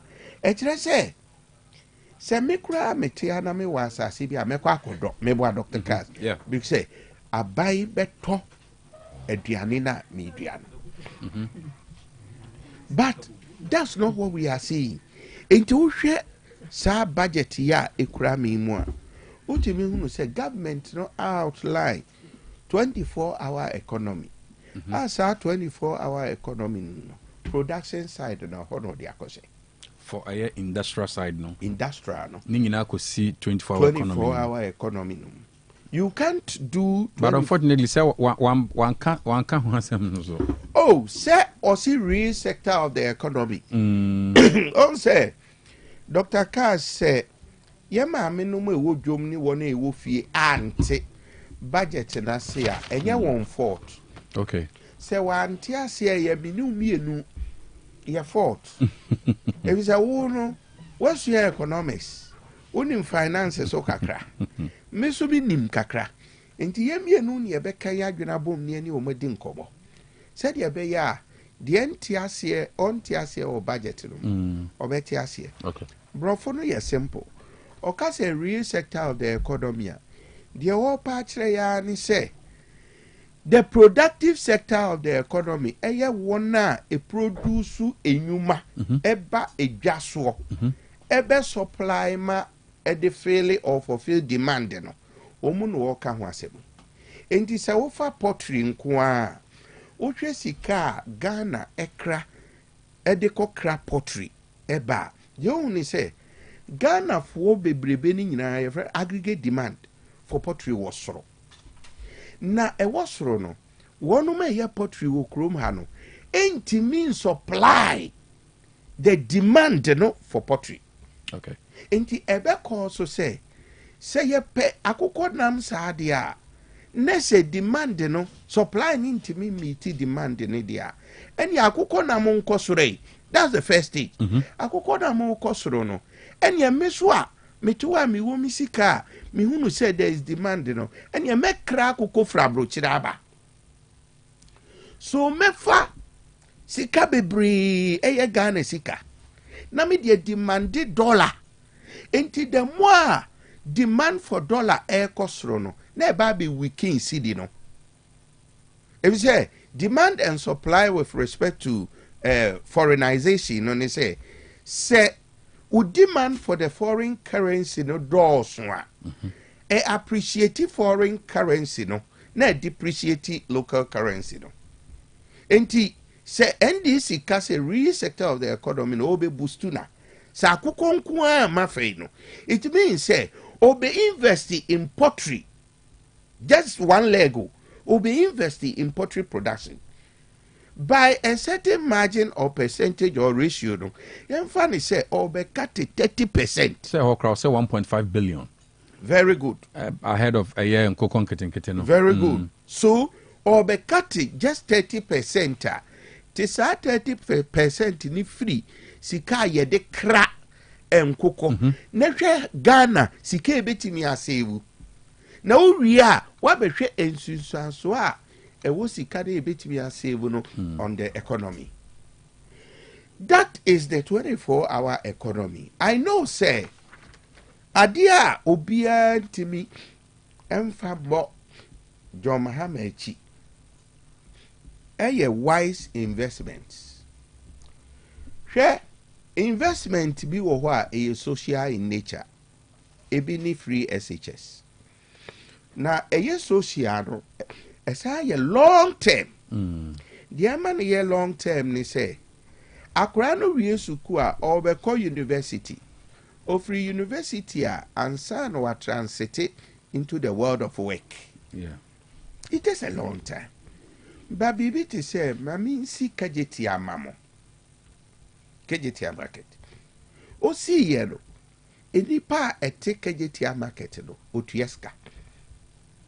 And you see, it is a productive investment. If you say afibiano, they pay rent, they pay utility bills. So omani yasika. Another taxation. Okay. Revenue at a mills at the buyer. Neno so buagada pa ye chemu eyeto. And also the beba. And also the beba. In a digitalized manner. Very good. Because that problem was MPP didn't deal with the problem. Problem ane say, and I say this with respect to many animal survey more them. I sympathize with you, but records chere say, yadi omukotina to hono no msurieska. Oh, forensic research bi a mimi hunu bi. Chese obi a sebe ye nyina ye sympathize with you a bia una ye oya kakra unsa ye oya kakra no se wasua krodobo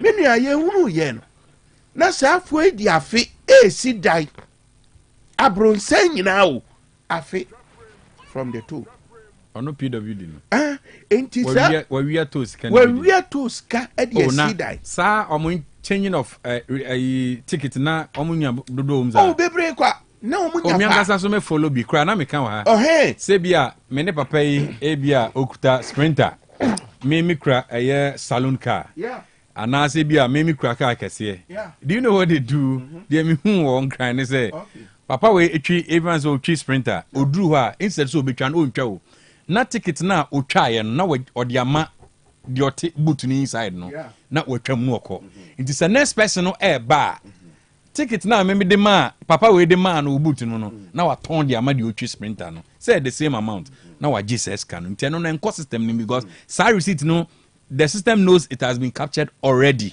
Most drivers crying near that so you understand. Dr. Cass, so that no one mu twabi aban de ne dan chen a one mu print o mu de hey oh me na me catch you say enunti na me ka say MPP didn't address the problem. Nenka, in fact, one of the innovative taxes NDC at a mills introduced here was the road pool taxation. Okay, simami. Ejimisi no na me ka say say NDC the one ma ye budget yo mu de abey. Se nyame ta wo no machi ama watimi implement ya oman no from economic point of view, from finance point of view, we will never remain the same. Let me also send this question. No more corruption free more. we know why use a tightening approach. In fact, we the monetary side policies nowadays, bana. Emma a kwai ma wanoma a wama yosemu because of yenchenino. I know John Mahama is going to face that problem. There are some people in politics not because of the country, but because of personal interest. Nankanya personal interest aminia enka scholarship scheme. Yes, he emphasize scholarship scheme no. Emwa nipa eye wona wotidi bua won but omu fie ni bi no. Ministers chema won yiri ni omuma. Minister first class citizen chema ni yiri ni ma. That means say na scholarship embrano so and CP one poti ayen fama won. Oh, David was say the brilliant and the needy. Okay, scheme no. A honey asterisk no. A honey asterisk no. The brilliant and the needy. Na first class no or your first class no needy. Say Ola yento petrol man. Fakope ma na odura na adwa ma na wo san pe no. Wo wuro obi fie se wo pe ma no. O man sika wasan de jai petrol si so full air con unum no. For 4 hours now so bad them. Uria no wasan betu. Now we nyina nesi yesama sika over 20,000 a month. Now be catch them say mimi maami no do koko we kura na se a afi wote no koko ni nyina wa nka no wa mbɔ no ho mɔde a onya 8,000 Ghana nkura no wo ma ni e per scholarship na akura nti di boa no genetically. So when we talk of the good germ how do we call the good sperm from evolutionary point of view no sebe ye papa no ma enya akwanya ewo politics ma wo mu ti dibua wo mu ene wo mu social classes no baby wo maduru ewo abrabom no life efieva won na sika kakra fa boapo no wo se wo so de wo mba akwakoshim na ne system be ne ya build ne sa no. All right, okay. Budget we dey minim say e benya kwan it's the best budget so far. Sure. Me kwa bana wa my more reasons. Me ne kwa wi a ye ba hwe taxes a omo abolish any system a ombe yisu erukupi that amount na ye lose no. Me da say Mr. Bonsani etene kan. Dennis.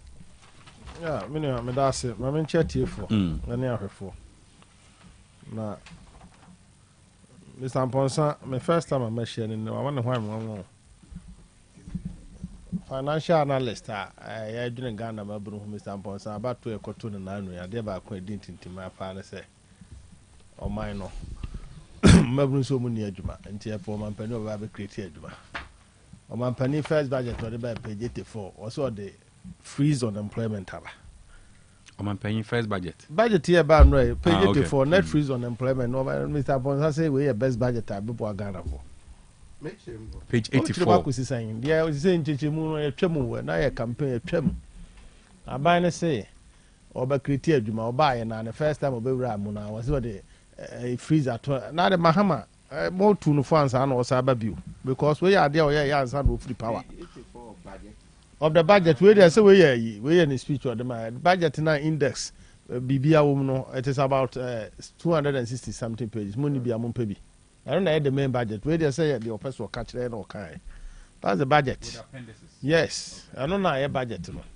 Page 84. Tell me, make me a share. A short analysis we are by one about the infant tournament. Me banaminia and this name also an interesting and then nipa ho ho nkwa na me show one so the first time I'm in the share na only shagging here I was studio ha okay we yet of fear we oyira ya fe no afia ba na waba na obeka asema mamatia and as ye ka asem no na say ye ka o mo so mo ka binya mpp for if Togo o mana mubu ama Togo for more bebu man o man ye power no me ama no na Mahama no a o abedi president bi we say ye can say move in come mo ho asema say nkanyo no na e be frɛ na his excellency no because ono do bebu ye na ehu ye ba Ghana for na be che at every point in time ni form person odi ade exactly and when they give the power to you it doesn't mean say also bet me can be cast abortion. And this thing, and I only say social media videos crom yeah, the bar power no. And the member be a night before to answer from say, we are could never be a video until young question. And this kind of democratic revolution and this Mahama person of the Bagana, no, we will resist it. Even 1992, and I'm with 2 and them street to Sudabiana, do what I'm sorry, power. We are not going to be tamed. By Nema we are Mubiancas and other say 12 amount near my majority in parliament at Chelsea or Manacho. We are all going to build a country together, no be there. Yeah. This budget I like that. We are going to build a country together. Budget in settings.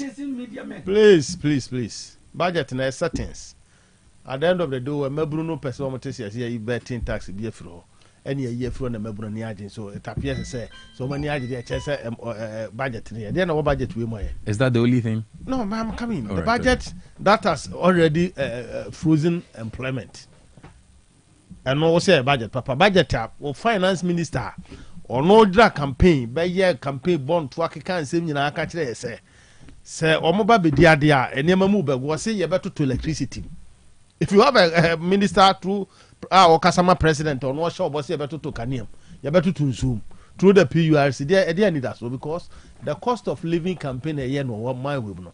Now we say for Kanye Kosro, but some Crofunia Jumaye, Adriana Bokosro. Then at the end of the day, one Casawo Barber country man for some more bed because and your man is soon once I'm on Mokotwa by my hand.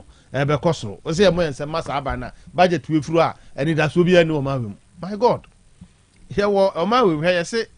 Ediana said, dear Wuno, Ntakuma drew her or he, Utunko, but Kufuado be boom and cash me banami do when ya can't say be women 1 said Kufuado boom and almost a Kufuado more my mind and what ha catch and this ni say, O crack uncle cover tax or man and come on fanya agenda 111. Oh, I said it and not agenda 111 or the Cosi Fee man.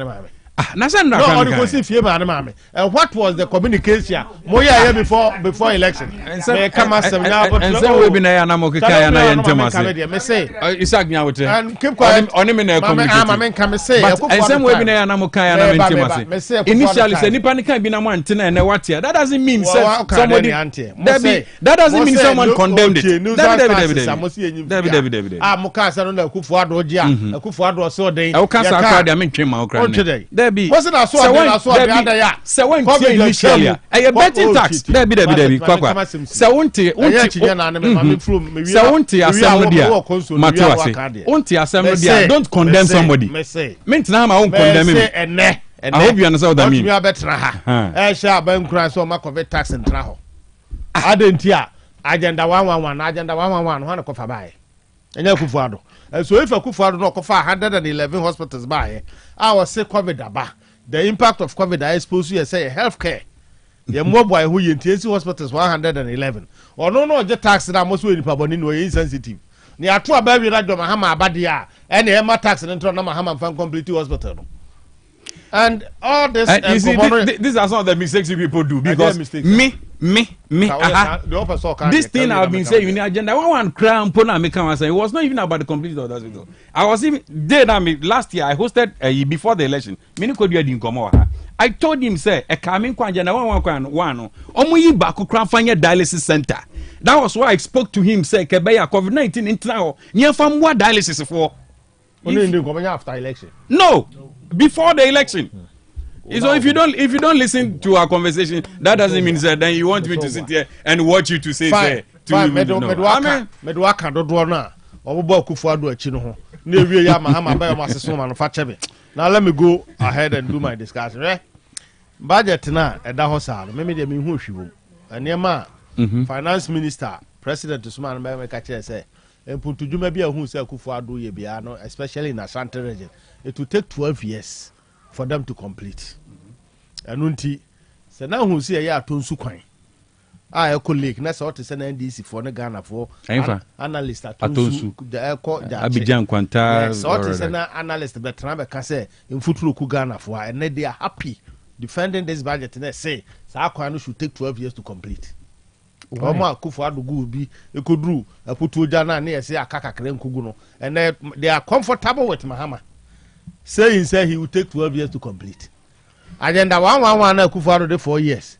ɛyɛ na ɛbɛ commission bi no mo say Akufo-Addo anya de wantumi ammo they are happy praising Mahama say yɛmfa 12 years in we agenda 111 so I mean interchange no so Akufo-Addo amfane san kan ntem emfuturo kunkrofo so I mean now people are happy omani age say Mahama promise asanteman ene Ghana say or the 12 years ene be wie so I mean interchange okobo ankra porta president Kufuor e baaye 8 years under Mahama mail so man fa one block ankoto but these people were in this country criticizing Akufo-Addo Sabu ankra car omunye ma asanteman people are happy praising Mahama say on fam fie dum yinu enko back enko hwe here to kruma na Mahama say osuma envoice aboma kopesika be agenda 111 it is what you no be busa say makana wie ya obi busa say Akufo-Addo sika na no jeje no de fa here agenda 111 o foreign na bi amfa sika amehim lebo enu nti Akufo-Addo na oje tax na munhu do de ye no ya agenda 111 obi amfa sika amehim wo ba ye na wo say wo de ona anu amamu na fe do osuma say kopesika wa bontemra men oni Akufo-Addo ha na sebe wo show say odweno ma no ha na so yusu Ghana sika yi ye wo ma we mu Akufo-Addo mabo na chiara 2024 and o man nya Akufo-Addo spend 327 million at the presidency for compensation musi be mad na so for no ye adwuma of presidency doso and then less than 1 year John Mahama comes to power was so here 2.7 billion for the presidency which is about almost 9 times sika na Akufo-Addo use almost 9 times sika Akufo-Addo de share o man no na so in 1 year no Mahama 1 year here almost 9 times mo bona ba so say a prudent appointment and a please settings what's now come abin page 84 page 84 what's the compensation of employees or shall see free a year paragraph 477 there be 478 or say in 2025 government will implement the following measures to keep the wage bill within sustainable levels. 1. Or say fully implement the net freeze on employment by immediately putting on hold all recruitment / replacement into the public service, given that recent then realignment and collapse of some MMDAs has brought about surplus labor, and I'll say in this regard, there will be no extension of contract for all public officers except in education into bracket universities, which will be capped and done within budgetary constraints. Freeze on unemployment, okay. Or say fully implement the net freeze on employment. He used fully implement the net freeze on employment by immediately putting on hold all recruitment. Immediately putting on hold all recruitment / replacement into the public service. They don't know what they're saying. Say a freeze, no. It's not a freeze. It's a freeze. Oh, the man in Cassandra, to bet you are to Ukraine. Me patch on mate. All right. Dr. Akash. Yeah. Now, I'm coffee by Bahama. Why did you? You didn't that kind of former Buna. Or Mukojes, and Trudy D. So, Baby Critic, Mamma, Kai or Mantino. Papa need him that. Say or no responsibility, say Jumana Burbeso. A hiamwa, men compare Nippon between a boy, may solve problem, then obey solve problem by cutting away the problem. Unsolvable. And Nuntiane economy my day now or no Mahama will free power no or the Abrosansi or the go to see Abrosanja Akufo-Addo so about Mumai. To a point, you even told Akufo-Addo so bad. Sika crowd debate to me for Kakramu Sumano. Akufo-Addo no more demonizing answer sabe. Why may I share more mine? Or don't ask me a caillou. Akufo-Addo goes to make a budget of 2 billion Ghana cedis to support free education. Then you get a former president of Pesubedia Dibu say, Sabu Nyansafo na bu man now 2 billion. You wouldn't invest it in free education. And then that same man is investing 3.1 billion in education and the free SHS. Sabri on the Nyansa Akufo-Addo the Nyansa. And you see a mona basso. Why do you be bida? Then a Mahamaya and then the Akufo-Addo ye be a dear Chamadefo for the Abba budget team in your memoir. I did work on some. It is only a Akufo-Addo measure say no and not to din for. Na ye ba also catch as a COVID no or implement non to the din for. On the only COVID the influence not to decide by ya Ubugana for Ghana for who say a COVID down oje. Do you know why I'm COVID not to me here? COVID alone last year gave a man over 7 billion Ghana cedis. Not said because I am a function. 7 billion. Or the second betting tax. Ene ba akure de say e-levy. O kan nyina bu menu 4 billion. What I say? But you covered them kwama over 7 billion, almost 8 billion. And so ko year no free hwa. And they said you covered betting and e-levy times 2. And until no beja no ho. No their son as and then he comes back to tell the people of Ghana say. But at first in so ka say on be so mo twen no mo hia. O say I am for beba April. And then away. Say I am for any that so they say I campaign no nim say I am for say.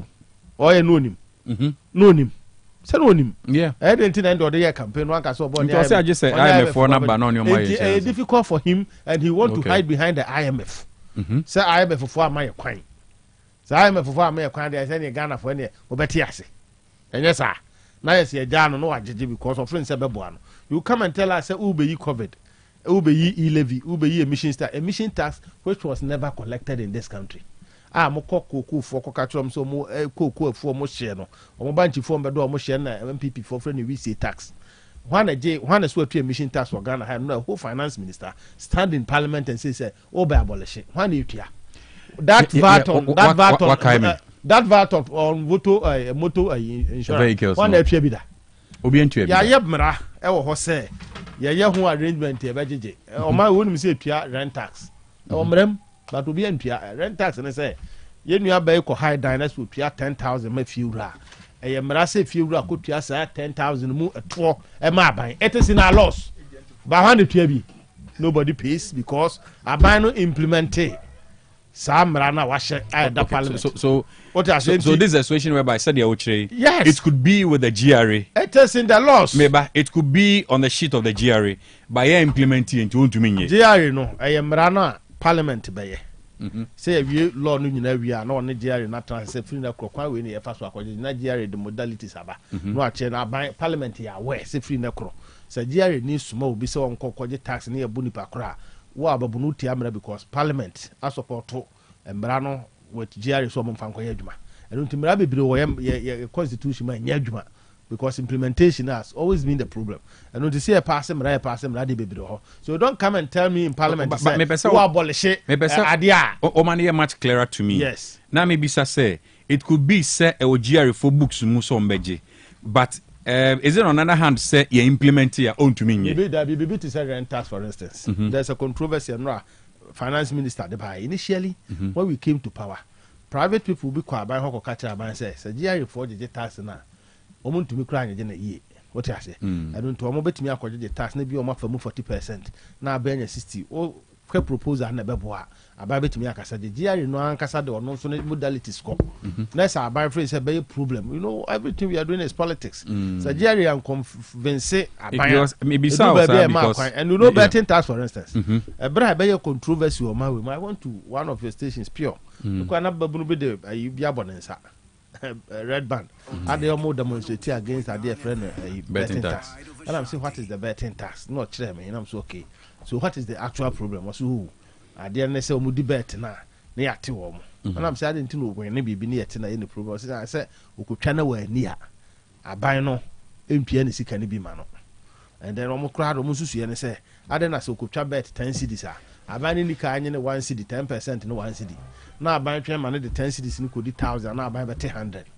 To him, I buy is not catching so. But as far as tax there, air concern, we only tax you a better when you sika, and now when you so who cross sika, and maybe who just all cross sika and ask you to be bet na untwa ya ba betumi age tax ba be hwehwe man ma hu say GRA na obe implement ade no wa anya education bia o system no nti one day na obi sorry ye na okoka kire mmaburu ni say aba na ye sensitive no ano na ato omutrim thinking say wrong krasa aba be tax but na right is aba it is right, it's in the laws and maybe I won't say one thing na lottery winnings on lotteries mom so mko kios mom ko lotto no mom enkudi me ento mo tax eno na ho no controversy aba finance minister de na no ko ball lottery no so eno na your finance minister former was lottery tax yes okay ho na ma your winnings on lotteries I mean Adam issue man no so ko kan say obi anu ho implement sa tax no is the reason why I want to me abolish it but I think said no church mu ko ba bi no eno ko use the word betting. What Argentina ama Patrick Abo Amakase na no na fom ye. But the winning on lotteries has never been implemented. And offer document we are Samia Uku document letter to command a Ministry of Finance on the July of 11 2024. Our command was Director General Kokachiro Mose. Opeso no musim kunya no mo dwene ko be pass as tax no be ja na omonyeje. Because one stakeholders be doing common and commodity say enkrofo ni nhye da anye ho so ansa na GRA ebe go ahead akwajeje in the name of government, the Ministry of Finance should invite GRA and the ministry and NLA to a round table discussion. No mo nyina ho. It is the reason why yeka chem say tax no bi anyeje. It is different from the sports betting tax no mo je 10%. It's totally different. But ni nyina ye mraba ko ene de ba ye. Mami kan baby ana oba na me kan no. Income Tax Amendment Act 2023 Act 1094 maybe kind section 133 of Act 896 amended on my definition of lottery or say lottery or no they commercial or say means a scheme whereby rights are sold to take part in a draw by lot for a price including betting, gaming and any game of chance according to the section. So what I say and betting is one of them. Lotto a game of chance. So the omutete na eden a betting tax a part of the taxes as amra no e dey buy. So it was right into na betting tax. Oh that be my point is my point is yeah okay you know okay no he stated lottery winning on lotteries. That is where the argument came from. And you're betting. Okay, if you didn't hear. Okay, hold on, maybe. Was it on lotteries? Yes, I want to bet. Winning on lotteries. Winning lottery. He said betting. I think we all. Why people can give me? Yeah, but maybe hold on. Also, me can say you koba into munya botre. But what yes, munya botre man. Munya botre man. Document no. Akra de man can dey. Dennis. Document no. Me bacho de munya botre. One botre. Odu na botre munya botre. Dennis, my kind section actually. Analyst, book in a dana anyway. All her baby, I see our anti lottery, no uncle kind. Now they find something of my son arm. Now, Mintio, no sooner than the what's the one I can't betting, Minister? Oh, what's a betting tax? May say, what's a betting tax? Minister, oh, please, Minister, say, me bacho, oh, the munya I have, brah. Asma now okay ato force na say asma make a utie me say ato force and say well you 10% withholding tax on lottery winnings everywhere or can betting and or can lottery winnings is where the argument is and they say where the lottery winning no you implement it is also so what is betting tax and everywhere Abra you implement here. Are you talking about the actual betting tax? So I get your point. Talking about you are saying so to force car lottery win. Yes, I betting tax. Or can betting now can I can betting there betting tax is working. Oh, take your time. Adena okay kai no. Ti adena okay kai no tie ni year. Me say hwe document na me dia ma Samia Oku akotu emra no ho. Wo hwe Samia Oku ade na wakotu document na me dia ma so you can read. What say sa emra na ya pass no. Enye sports betting kwan affecting lotto. I don't think na Samia Oku etwe salary to eco ministry. I request a round table meeting with the ministry and the GRA. And sa no matu na mo so mo kwaje sa lotto tax. And no enye sports betting yes Samia Oku na reso. Eno nti se minister abegina parliament no se sa tax na Samia Oku ko so mo discuss ya implement. We ye free Now the problem is ye implement ye no yi ya na. About your few minutes be. Start TV. Commitment to increase the non-oil tax revenue by 0.6%. We have programmed the following nuisance taxes for removal in line with our manifesto promise. Mr. Speaker, we will abolish the 10% withholding tax on winning from lottery, otherwise known as the betting tax. Mr. Speaker, we will abolish the electronic transfer levy, e-levy of 1%.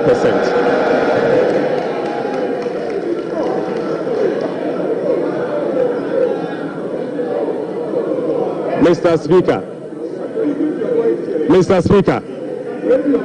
we will abolish the 10% withholding tax on betting. We will abolish the electronic transfer levy, e-levy of 1%. Despite our commitment to increase the non-oil tax revenue by 0.6%, we have programmed the following nuisance taxes for removal in line with our manifesto promise. Mr. Speaker, we will abolish the 10% withholding tax on winning from lottery, otherwise known as the betting tax. Mr. Speaker, we will abolish the electronic transfer levy.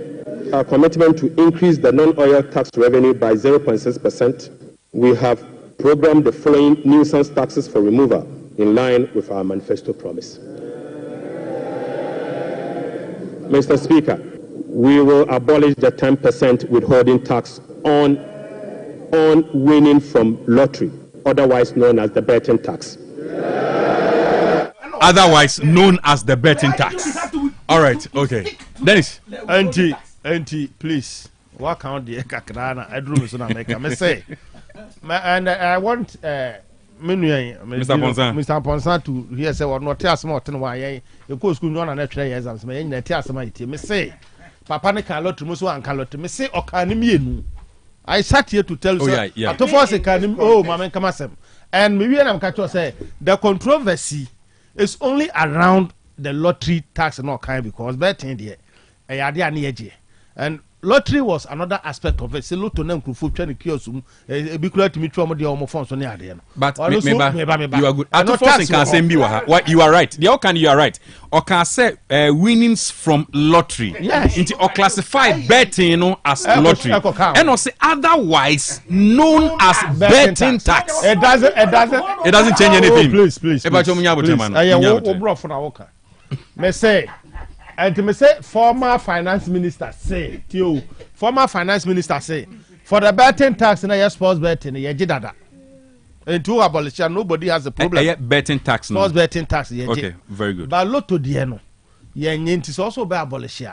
And to all yes our conversation along the line and an compare say it's betting tax and I didn't run away so it wasn't a slip of tongue. It was a slip of tongue. Lotto now started that argument or church and insimuno and a drew by interview and I can say implementing a betting tax and but now discussion more MPP form will be but oh yes because if we should stand on what he said anti release press conference and also share Ghana online and also all will reinstate the Ami Adams can run Fuaso okay and all right mama kwa kankasa na ne time nti mama na no si na afi yentimi to aso anti the can say asem no aye can say ana mo ya di sam ya okuba fo ade so sam mo fu be fo aso say ya anye lottery tax and ya te 10% be afro ho say ya afro it is the same point in America and I'm say ye nyina ye interview in my class ba kwa no be afro no me clarify na say at another angle ma no confirm na ko say implement betting tax ka o say no ntino na say intention me de ka say nyina say me betwa ntro one original only me position me de ba na obi de motimi fa contest Ami Adam do ka say on the only contest he has had the contest from the beginning of the discussion ho ne free and eba your point I can say aban ka so be tax na free ho enye sa betting no aban nyintum ontie ne ye say aban nyintum say betting enye adwuma say ya to Obama na say Doma Hama pese obebu man for ho to ma betting adwuma and he shouldn't replace betting with employment. Maburu bebre na mutwa bet now. He shouldn't replace betting with employment. Yes. All right. Because maburu bebre mutwa bet na musumo mo na maburu no munye scan to aduane ni e na bet no didi kakra no. Yo mu nyina dream so benya adwuma ye. Maburu bebre so munya adwuma ya obeja bet twa. Even the time kura now what be kwa kwatena ne phone so twa bet no. So adwuma no ye demanding na wo ya onkutwa bet. And don't me can chase where you tax na free ho. Maburu mo se ne kofa freeze to employment. So on expanding you promise to give the people of this country jobs. And that's what they are waiting and for. And so Abanese Akufo-Addo. Nyabotre Abanese Akufo-Addo to me for 2.3. We say oba all the two streams be count 4.6 making it somewhere 6.9.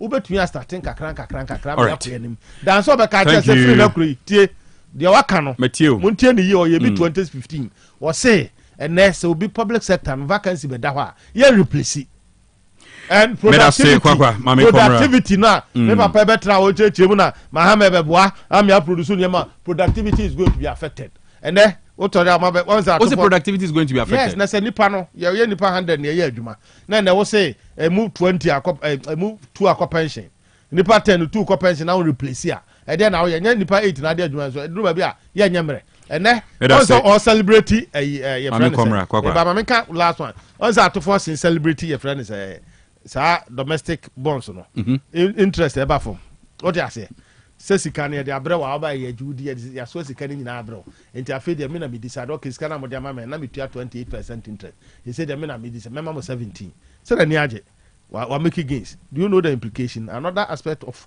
Saudi course we say crofo mu kura sika e so mo de co-production mo no but in a simple shot, DDP, was it good or bad?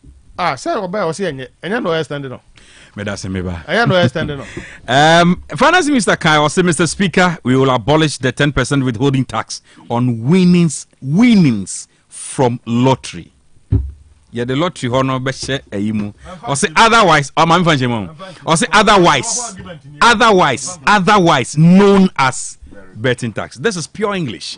Donima Steel Complex Limited na me come from awono. Ebe na dansi ehuni ama abomodin na fa wani eche Donima Steel Complex Limited ni kan chance ya de board so type bia opebia kala bia opebia no so no ubenya tropical nails eye carpenter's choice papa efiri ni kumem kona kese ni nyina bi ewo ho binding wire iron rods nyina no ubenya bi ewo Donima Steel Complex Limited. Now Boss Super Products Limited yani de buy sister company no yani ye Boss Super toilet tissues you extra soft and extra strong and so boa ma power bra bosum na kwa na wi say no you man na fusa fufula fusa utu no atua and utua no atu ni nyina kwa watutumnika head office was of wife junction ya Bengana Revenue Authority odu tamaliso Canville ya Banking David Junction no and an Cranso Cantonment ya GCB Bank na tachima no wanchi kwan so kenten na ne ya dombo achi fie ne still yo ho Fredonima e was 0244126625 0244126625 and 0540-101555 0540-101555 Doni Medini Yabwa Yabekasi home of tropical product Ujima Travel and Consult Ebana kwentu unsema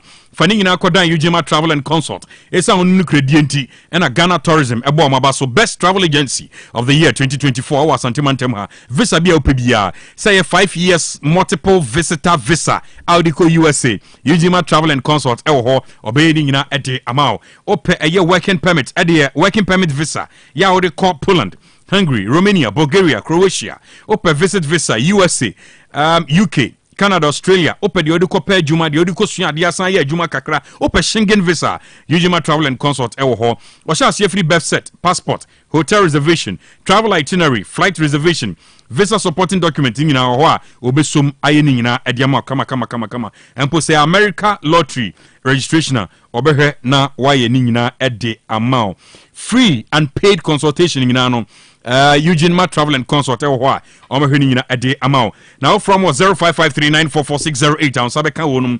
0553944608 and 054-774-0774 054-774-0774 054-774-0774 and 0246-164-636 0246-164-636 offer a taxi WhatsApp Telegramia on Sabeka Mukumasi ha no suntress omo bugis danwachi akakra no do so for line no udro boasin so Yak Towers last floor omo ho na akofa catering service some in country say dwumadi ni si wuna so ama waso ahye pressure bam da bi ema akumentu ema yam hyehyew time nkoye why na akofa hye obra empa ho na aduane nso jack wusie nkom kama emfa ho se ye dudu aduane ayana se nupa kuma bi aduane akofa ba ne kama oye continental dishes oye local dish oye pastries ne de keka ho nti say ye wedding eye aifro ana se adwumakuo mu hia aduane kakra bi se edoso anendoso ne nyina akofa catering service ewo ho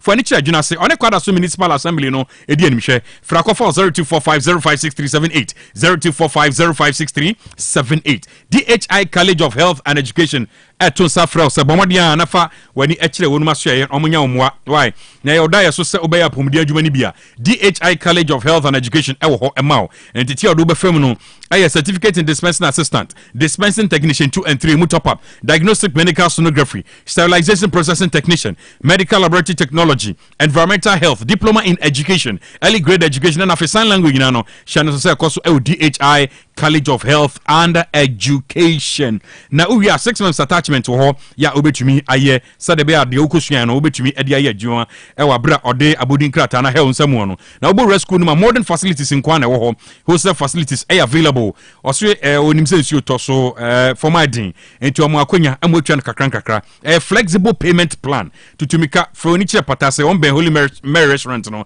and obetumi afre DHI College of Health and Education e was 0244213187 0244213187 and 0276221939 0276221939 and 0273635765 0273635765 na mekao se bawadian ne pepe series books ni bi ema mofra no mutumi kenkan konkan anu nti se eyenti ena Ghana Education Service ajatum naka enso approve books nti free next one ekosi JHS books ni bi ewo mesra obogura any leading bookshop hwani mu ni akire hwe ani mu ni akire se eye perfect series wonu books no ebia books a teacher for use de kira de na se books no enye book kitwa social studies na opa ni nyina bi ewo ho English language na ope science RME na ope obenya bi open English language our world our people history of Ghana computing creative arts science animals numeracy language and literacy creative arts phonics computing coloring writing ni nyina obenya bi open examination questions past questions ni nyina bi ewo ho omo aputoja for ni kire aputoja ananse odi wani ache bosonche kwan no odu aputoja market wa ho sabe nkum so U10 mu ho abrosan kase na esi ho no obonsi atwere ni mu Star Plus TV dynamo a ena wonum ehe a chese dwumadie no ekoso ewo odu enkran so adanso man first stop ena on sabeka wonum for perfect series books was 0243299938 0243299938 and 0540755465 0540755465 to be momo no mo kenkan konkan sanse mo friend dachi ewo book no emu na Ayiko Herbal Center e di Ayiko Herbal Bread aba enna de bia me bon ho dawuro de kire wo no eno ne ayaresa pan no oyo bia yefrunkuro wo so o kompaso ntumi na esiche yade tete wo tata tete oni ade chese entehye wa so hawo o tagbowa ye ka sanchwa na wura fi sanua ni nro ye dia panu yi ebo ni padua no papa koko wom cinnamon wom garlic ewom bi atagi wom ena prekese ewo panu nim enti ebo ni padua no fo ni kire ebo kwasa passe o padudu atu a besianse kwan so 0541173658 0541173658 udu OTEC FM ha so a yanim ha ya sister Porsche ho na ebi ewo ho udu kejetian so ebo akwa station sister Suzy abo ne sesen wo ho friend 0246041423 0246041423 Bomadia dibina pano no emayarsa why Ghana's biggest online shop for quality product abapa more obetua download the app no e Play Store na se App Store no so simple kra o download ya na wokro no se de bia bibia so ebe kama e dia ma wonti ana person obo na koso tafo 3 miles o mini se kasaka park no edi animhwe dia ohia bia se ye shopping akoto home appliances dia ohia bia ana se electronics ni nyina bi ewo abapa more nyoma nso afusafo la phone no bomodia na phone ni kire eye abapa more omo eye tafo 3 miles o mini se kasaka park no edi animhwe oso obesu atua ne kakra obesom obesu atua na munum hanso obesom within 24 hours oni omudi nkomo app no so na odi dwa ho a om de bebrel onye ohwe Kaise Hepa Plus live band so ho ya onum etwen wo say ye no we mo Afro Crusade dwumadie bia ya ohia live band wase bia ono transformer ni ho kra frɛ yɛba bɛdi agorɔ no ma biribia ɛkama frɛ wo ne abapama wɔ 0593386133 0593386133 anaa 0593391848 0593391848 time herbal mixture bɔmmɔde anom bi na malaria fever ne nto aseɛ ma wo afei aduane ade si w'anim a wontumi nim time herbal ɛbɛmu adidi ɛbɛyi honam yɛ a no nyina afiri hɔ ama ho atɔw na ɛma ɛkɔba ne sɛ nsensena sisi honam anaasɛ akɔsi wo baabi a wompɛ immune system no kɔ fam ama nipadua no ntumi anya active sɛdeɛ teɛ no ɛyɛ time hh herbal mixture ne ne capsules ɛno ɛna ɛbɛboa time hh herbal mixture ne ne capsules bɔmmɔde ana ne time herbal ni nkɔmmɔ ɛwɔ 0244417669 0244417669 0244417669 na watumi anytime herbal for edi nkɔmmɔ mame na me home resisi a meba yɛbɛdi nkɔmmɔ no meba ɔpanyi mahwehwɛ wakyɛ sɛ perfect series books yi a ɔma me kɔtɔ obi ma me ma no ɔwɔ agyagyae aboa wɔ mo sɛ wɔtumi kenkan kama wɔka borɔfo na nkontaboɔ kora deɛ agyagyae wonderful mese Ghana for GAG perfect series atomo no deɛ gyae na ɔde animdifoɔ ɛna twɛ wɔ nwoma bia ɔwɔ crèche nursery ɛne KG books bia bi ɛna ɔwɔ science creative arts maths RME history coloring computing OWAP ne nyinaa every basic 1 ekosi basic 6 English every basic 1 ekosi junior high school na ba ne combine so a ɔwɔ ne nyinaa bi English nom ane maths nom me say books bia ni hɔ a perfect series ɛne bi na GS ane naka enso am approval enti ɔbata bia nkoto bi ma ne ba ɛna sɛ we deɛ sukuu bi kora betumi akotu akɔtɔn ama ne students o na ɛno kora deɛ wɔte boa no so sɛ hwi wɔn sa sɛte mock exams terminal exams ɛna midterm exams ɛde ma sukuu so a ehia wɔn mu a ɛtufoɔ nkɔ aputuagya station hɔ a ɛnkran dansoman first stop ɛne wɔn mu baabi a yɛtontɔn books bia frɛ 0243 299938 and 0540 755 465 perfect series. Your world's future is secured.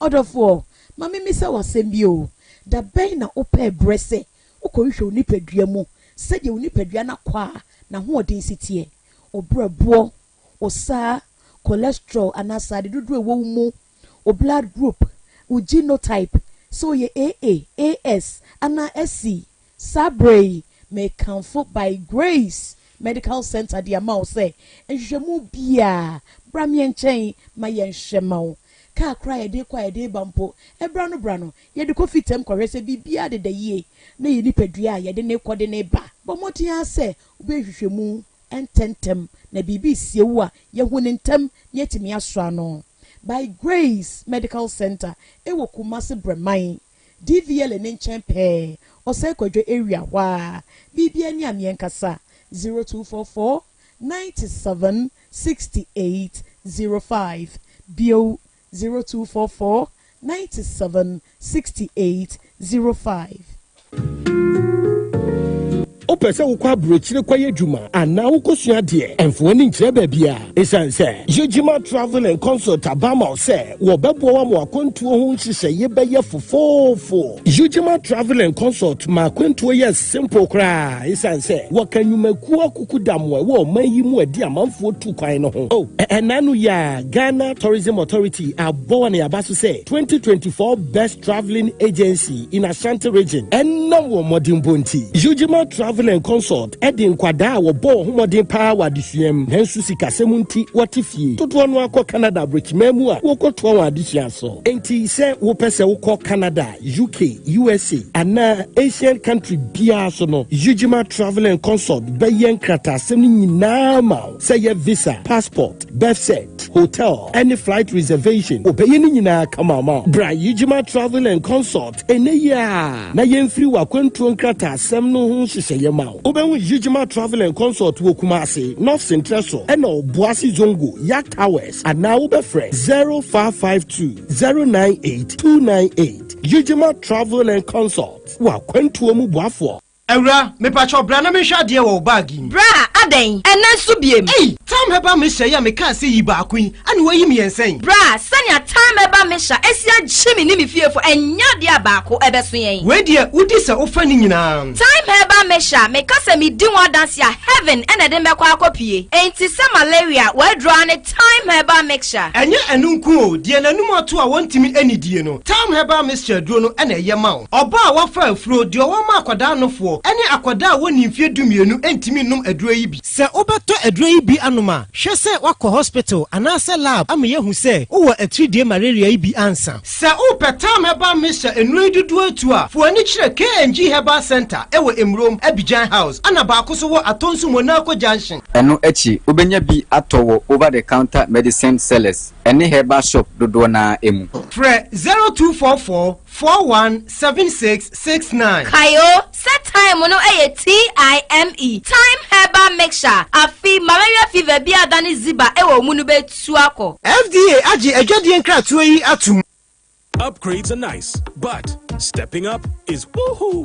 Because when you upgrade with GoTV, we'll step you up to the next package. Upgrade today to get more than more with Step Up, where if you're on GoTV Plus and upgrade to GoTV Max, you'll get even more with GoTV Super. Get big value, get big entertainment, get stepped up to even more with GoTV. Upgrade today on the My GoTV app or visit GoTVAfrica.com. Terms and conditions apply. Offer ends 31 March 2025.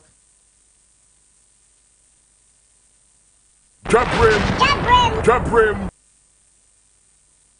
OTEC 102.9 FM, the pride of Ashanti. On OTEC 102.9 Yakoya Yasnaba. Ishak. Okay. Clearly. The American say. Minua ishasiye no. Minua kwa shasiye no. Clearly, say me antiasie clearly. Why? Wa shasiye free baby. Wonso ba oba hai. Wonu obi a wo haw. Okay. Some one won me hawa and come in how. Nanso, one new host who are how one papa e wa how. One also what can say and crowd also watching us. One what can say. Or man yen I dear almost will be a children nudging. And I don't know what that's will be a children nudging. I was will be a candy or no pedia, mintimentre.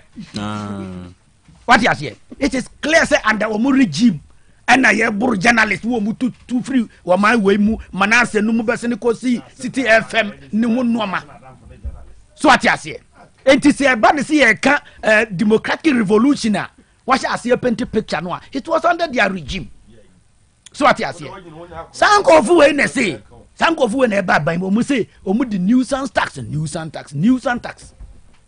Ebe we are moving from taxation to production. Obi oni mama mu ne de tax gu nkofo so. This were their ways.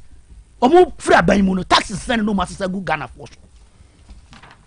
What you say? Again, nipa wa to na numu tu aka na sem no.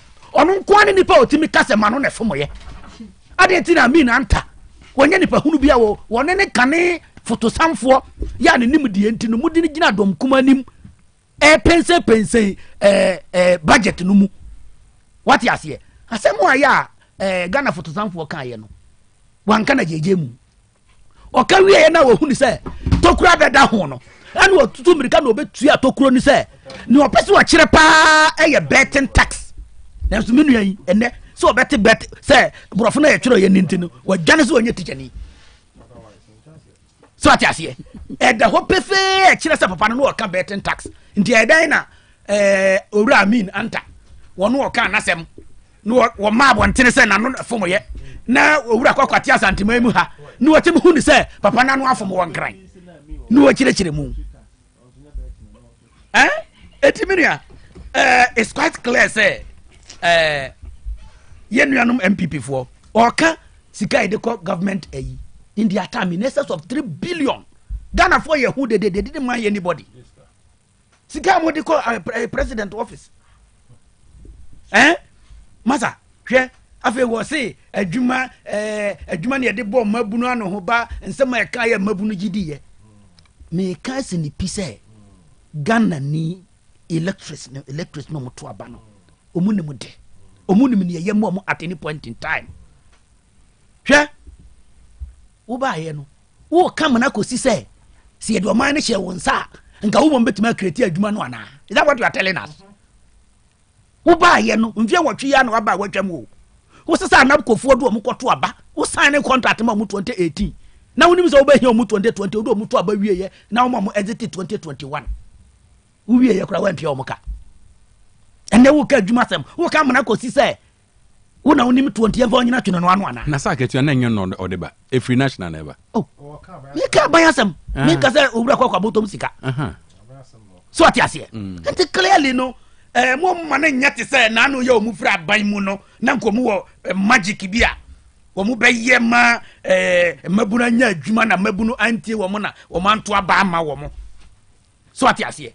Enti se wo ye MPP ni wo ba ha yi minua budget ye kan kosi ye nyinaa eja enka uyi ba kokora wo mu no akasa hade ye nanka hade ye nye waka ni nyinaa bom e de ato das bi mu ni obi die ko kire mu se ahaye do a woni na nya adwen ti no mu ni ya wodikum etimi nua MPP fo na de brofo bi baaye no o ka kire me se o mu so ye Ghana fo nti o mu o man ye nyina ye de o mu be kire o mu adwene ebra o mu ba ban mu NDC ne ko kasa woni brofo o mu ka o mu say you have no moral right sa brofo we o mu na introduce we no moral right ena de o mu say o mu ye Ghana fo nti ye mu o mu kwan mu o mu nkasa katwitwiri dia o mu di ja very good ye kwai ye be akasima enan a eda homa ye be na me kase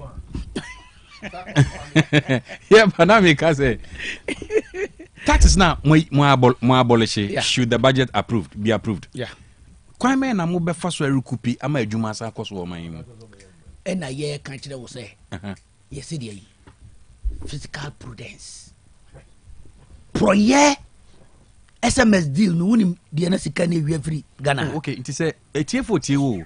Inti mo de anti corruption. Exactly. And I'm de be check a recoup sika no a tax na mo ye free ono. Exactly. Okay. Ya hyase aban mu nipa dodo ayefa. Na wo hwe a watumri ka akotare. Na mo betumi to corruption ase. Oh, ye tu ase ba. Okay. So wo hwe baby a watumri ka akotare ye about adwumasem ya ye say freeze ne hwanhwani no. Ye hold on. Every government awaba foforo ansa na obefa dwuma no e wo se wo di dwuma so na wo hu ni se hwe tetakwa ya ade bi wo man we say mo verification enne se me ye teacher ni se me je dwuma na wo twe pe me di be free payroll so in a week because se man go school na wo twe a me headmaster one verify me. It was one of the prudent measures that September put in place. Yeah, as a Ghana for ya to na jeje mu anga no me metima to kwa abrochi 5 years na me sika da so ba e wa ban mu but ne sa verification set up introduce we no se man ko school na wo twe kra me headmaster o suro fere say obe verify me ma yetua meka. These were some of the things we put in place to check baby and sika nyunufa. And I'm telling you say si etimi di sa adwuma we ya ebeboa omo ba ye no omo say di enti no omo mfa adwuma omo say di financial clearance e wo say ye nya sika na Ghana for samfo gitu mu say ye fa nipa be nya sika tua wo moka mebwa ye to about December 7 fa wo mu elusu ye na de no ho chance ye after December 7th no wudi mini wo mo ye go and see Ghana education, the minister for education ni krom just wa won go school da won person obedi teacher. They have put all of them to Ghana Education Service. I'm telling you. This is what I'm telling you. I have the records. So we are there is the need for us to hold on and then go into it. Make sure things are done the right way before the recruitment. And this I would hold you know now. So one tears here there. A buying a bay pepe yo no criteria juma and mabunu no. Aye. Nanya dia ope ene be koswo Ghana fo ani agi budget no ho enura obia huniye so ate ase enu nti ye ma John Dramani Mahama kwan na ohun ni nsem bia no ka kopaso kire se Ghana fo oni ma de ade haye kwa de takofa John Dramani Mahama baaye ni enimu no dada we enu ma na mo kan Ghana fo antie mu esan se o munim ne ye mo baaye no na ni paka krabi de na didie mebwa ka krabi de na didie se wonni kampu bia wonni di mebwa enti na mo amu nkofo di abufuhyew esesese na mo be ye dia mo mra fie ni ehyeso o man na foforo. And I think say I side with those people and Ghanaians know what is right for them and they do it at the right time. ba oni say mo so amanfo be dun aka say mo mra fie mo nkrofo be dun aka say mo mra fie na mo mahihia me eno no kan ya me ne ya adwene say dua nanse ade awuo no ntekuma ntunko wase we have taken that advice. All right, we are working with it. Okay, Martin, me that say it shacks hali ya training kano Kasama NDC Bekwai Constituency Deputy Communications Officer. Zamonza Dr. Cash. Yeah. Dear Mimra ke me de beya de chere.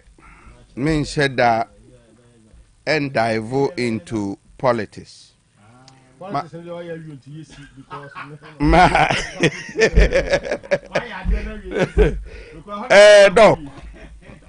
And okra wa same no say. Ye ka so be an analyst here. And yes sir wa call radio so no afa asema to na no. Call bus here communication bureau and okay there be press call in parliament. Okay. Monitor show no in Very parliament is here you can say. Very good. Amo say omo chia yina. Yeah, that romance pa. Dr. Cash. Hwe economy bia no said the na America no. Say ye kasa obi ye analyst ya. Enye na no ni sire mu.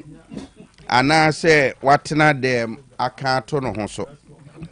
Ena wo say wo be analyze asem ama ato asum ama obi aye. We need to talk of certification. Now,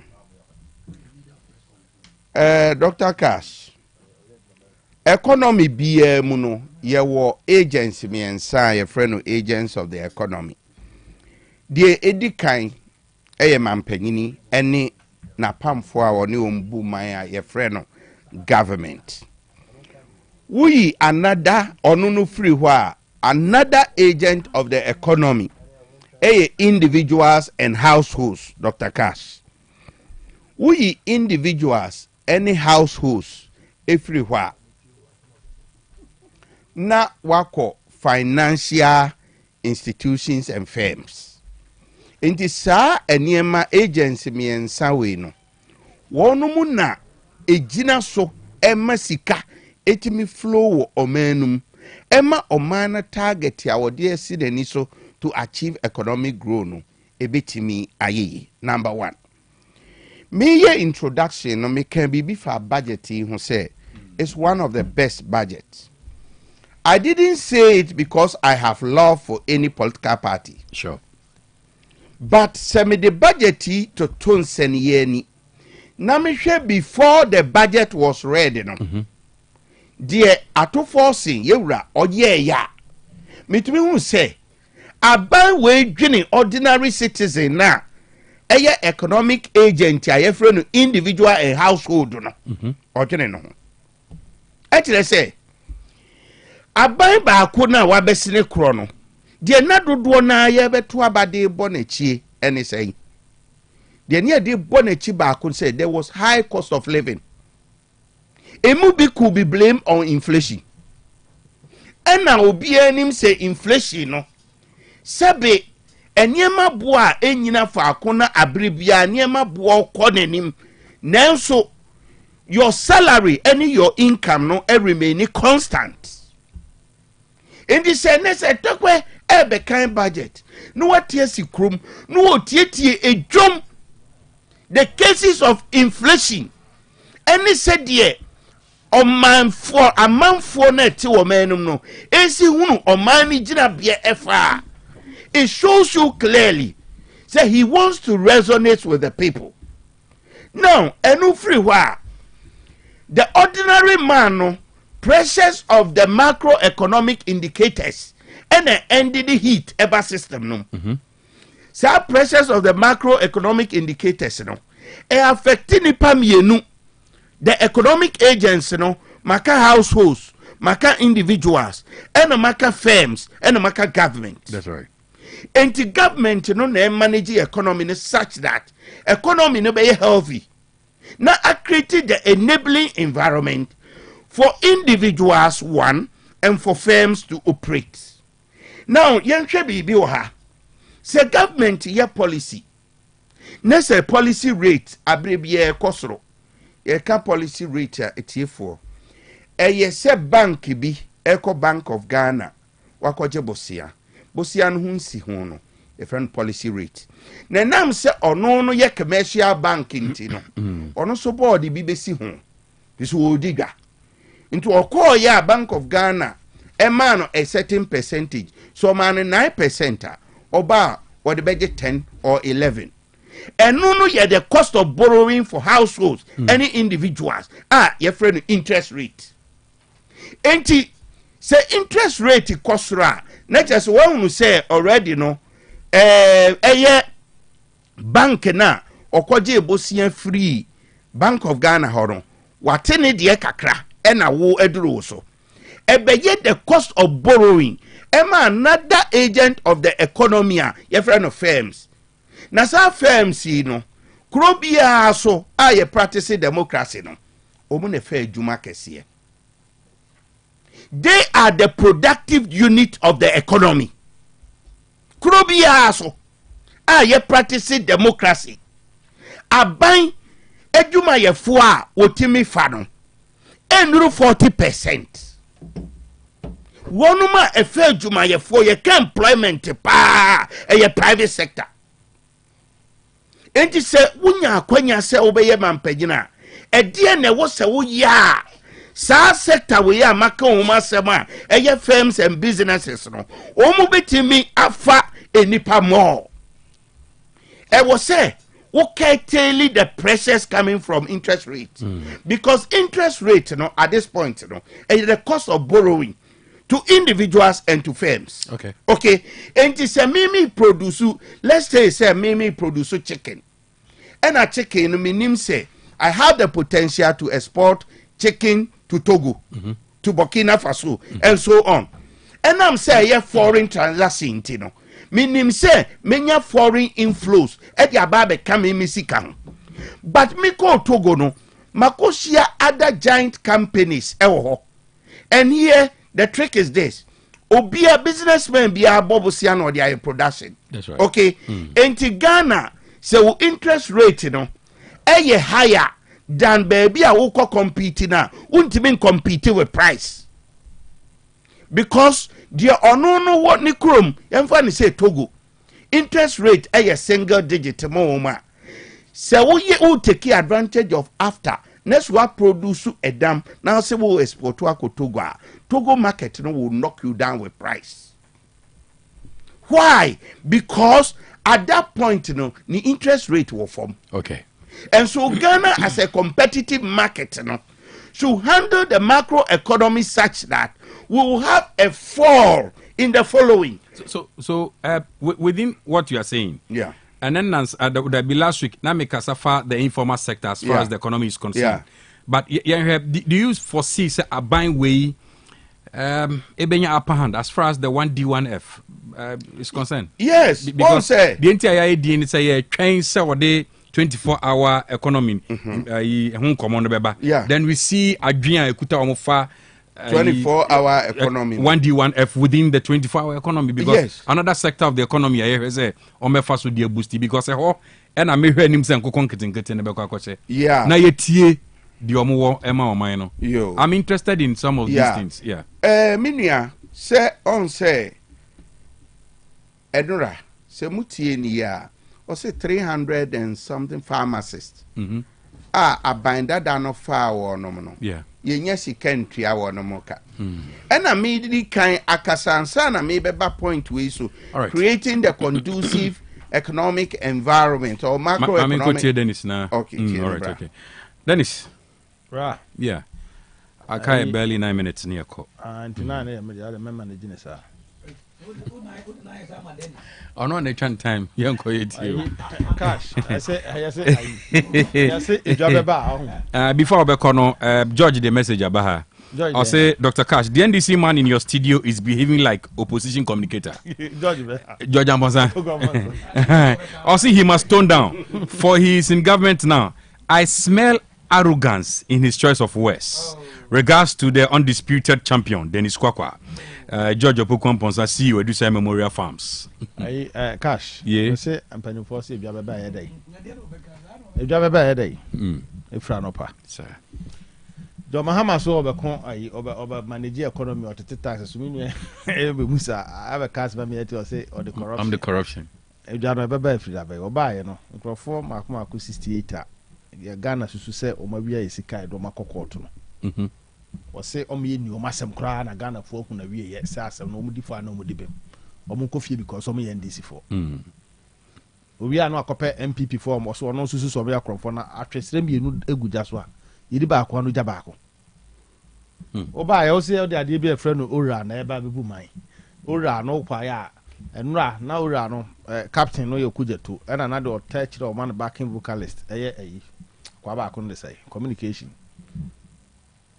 ref minister ne din say communication ai Sam George wala na otech o mi no mo cover to so mo yire no mahwe obo ye ma Sam George post less than 1 month what me sponsor na yire event in millions of cedis afede all of a sudden bo so me na yire na be hia ni amono na be daniskani also the corruption and ebe chichiro mawe mo betu corruption mo de jai hwe na me ne kasa o say ye ba ye se de ye be yi tax free ho ne aba production onima de economist for ne financial one for mo na mo nim ekwan fa so determine economy bi production cost anase enkoso ye wade be friend trade balance ene ma free woman mo kwa abonten ene de bam ne nyina sika da so free said John Mahama bedi ade a uja ho 2016 wo kona deficit ni o trade deficit ase se ene ma na ye kraba Ghana no do so che ene ma di free Ghana kwaje forex eba Ghana and akufu ado wo kono my trade surplus which means say 1D1F no amugu na ni mu asia no economy na mo se bibia nkoso no production was far better and akufu ado che John Mahama but so be general inflation ebe kan sense mo manage inflation akufu ado de cost na be de ade na okay industrial production one yes okay niam bia ye de bia ha ye kra no manum say ye furniture could be anything production is production ye kofa ba na ye de ko ye nya surplus mo nya deficit just na niam be fra bont de na anya true no some person be ja tuma na it is not true say o me anu ho masa mo ko pem ra ko pe data de bra na me de ma me no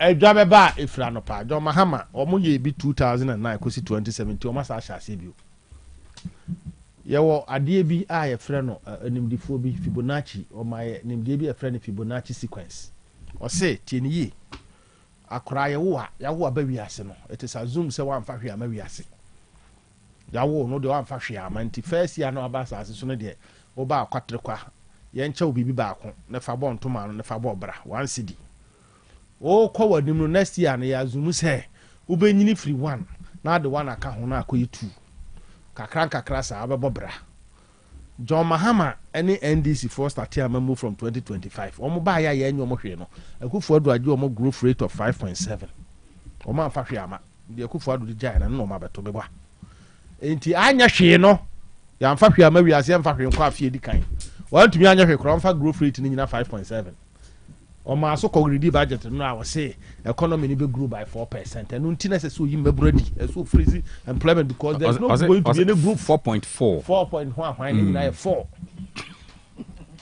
ni nyina 4 what you say o person a kire say economy ni ntumi grow mfa nipa ba kokora adwuma and until now ka say na mabru na ni age emabru na ni age because no ka say 10,000 kwan wadi no munim say what the freeze yekoya ni mana yes na ana make a choose omo ye bi Professor Mercy inherited a government from we are supposed to say I was say yekoya ni me say Professor Mercy one Mahama anybody ade 2009 President Kufuor left this country's economic growth at 7.4 before oil rebase in a buy 7.4 by one first budget is here on the group by almost 4.3 ampa yes you can start from where your father started where your father ended and end at where your father started on the fact for 7.3 na John Mahama eje o mana ma ye no akuje economic growth na ampa at 4.3 don buy almost share about 2009 and so person dey buy ya wasabe to 5.7 and kon kan che Ghana for sa feed me buy me nyina asunti economy no metumi agro na duru ba bia afi ba ko ne duru ye no wasa te so ko na chi ba bia covid e de ko hwe ye na ne ye hwehwe kwan afamu aba no ya tra sa kwan na ho na John Mahama sa de ko e be de no akriti adwuma memaburo bia ye and then o ya reset ya bra mi ano no ho ya reset amana ko ya reset ade ko chi ya reset ko ya chi dia ya reset ko ya chi dia na free education budget 1.0 no de call 3.1 3.5 cry. Ana no amfa nkonachi. De esika mu die. Ano de ensete nkoyachi. Eduru de mo ma mabru no anya adwuma ni bia ye de a. Aba ka che se reset nkoya. Na mo me busa se esika. De esika de mo sete komonim. Abaya ba 796% of government machinery expenditure on compensation in 1 year. Ade bank inflation adu say 5000%. Ade enko na aban na afede na furu ono abeka kire Ghana fo nyina say obaye no o kate size of government na kate size of government o budget ndi na sese ye enya fam na sese ko ede na afede o kate ko foma na ekosoro because ba ye ka o kate ba foma na growth no so enti growth no kwa ye nyina benya bia di me ba na already no kwa ate sese kana gubotom o ba ye ka nko akofa otim o ka ba ako ne fenti Ibrahim Muhammad ne driver by force over $600,000. Wa wo so kate cost na saka na nya ban sika wa sika ni nya be ma ne to ni nya be ma ha sika yanti kroma yanti kromo ha ana mo ka che se do mahama akonya ford bi de be che ye ko na bribe ya ko wo ma wo say ye bribe ansana no bi ni o hotel pa mo na ya ba ke kansam sa tie sa omo nkoto plane mre omo plane na okuru ba mu ade ache na nua na private jet what I sent to a mawe mo ntumi ntra ha nyama dwene se mo ba ya niam bia fefa sum ase na nua no onya philanthropist magana and now no 6 months drew ye the only day e ma akura bia wona keto bia sense the pride of Ghana in them say 6 months to be opportunity amache and then under Mahama strictly by invitation ada ya wo say o kate expenditure no instead of spending 20 million we want to spend less than 1.5 million enti ada na government machinery budget of 297 million into mafo and na akura be machia just said no okoje invitation card every John Mahama decided not to spend a penny. You are not there. Me say. Thank you. Corporate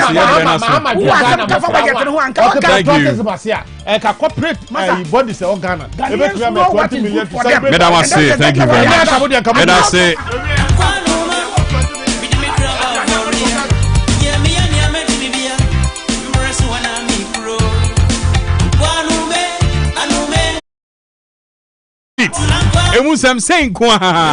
Recapturing of the seat. The seat has been recaptured.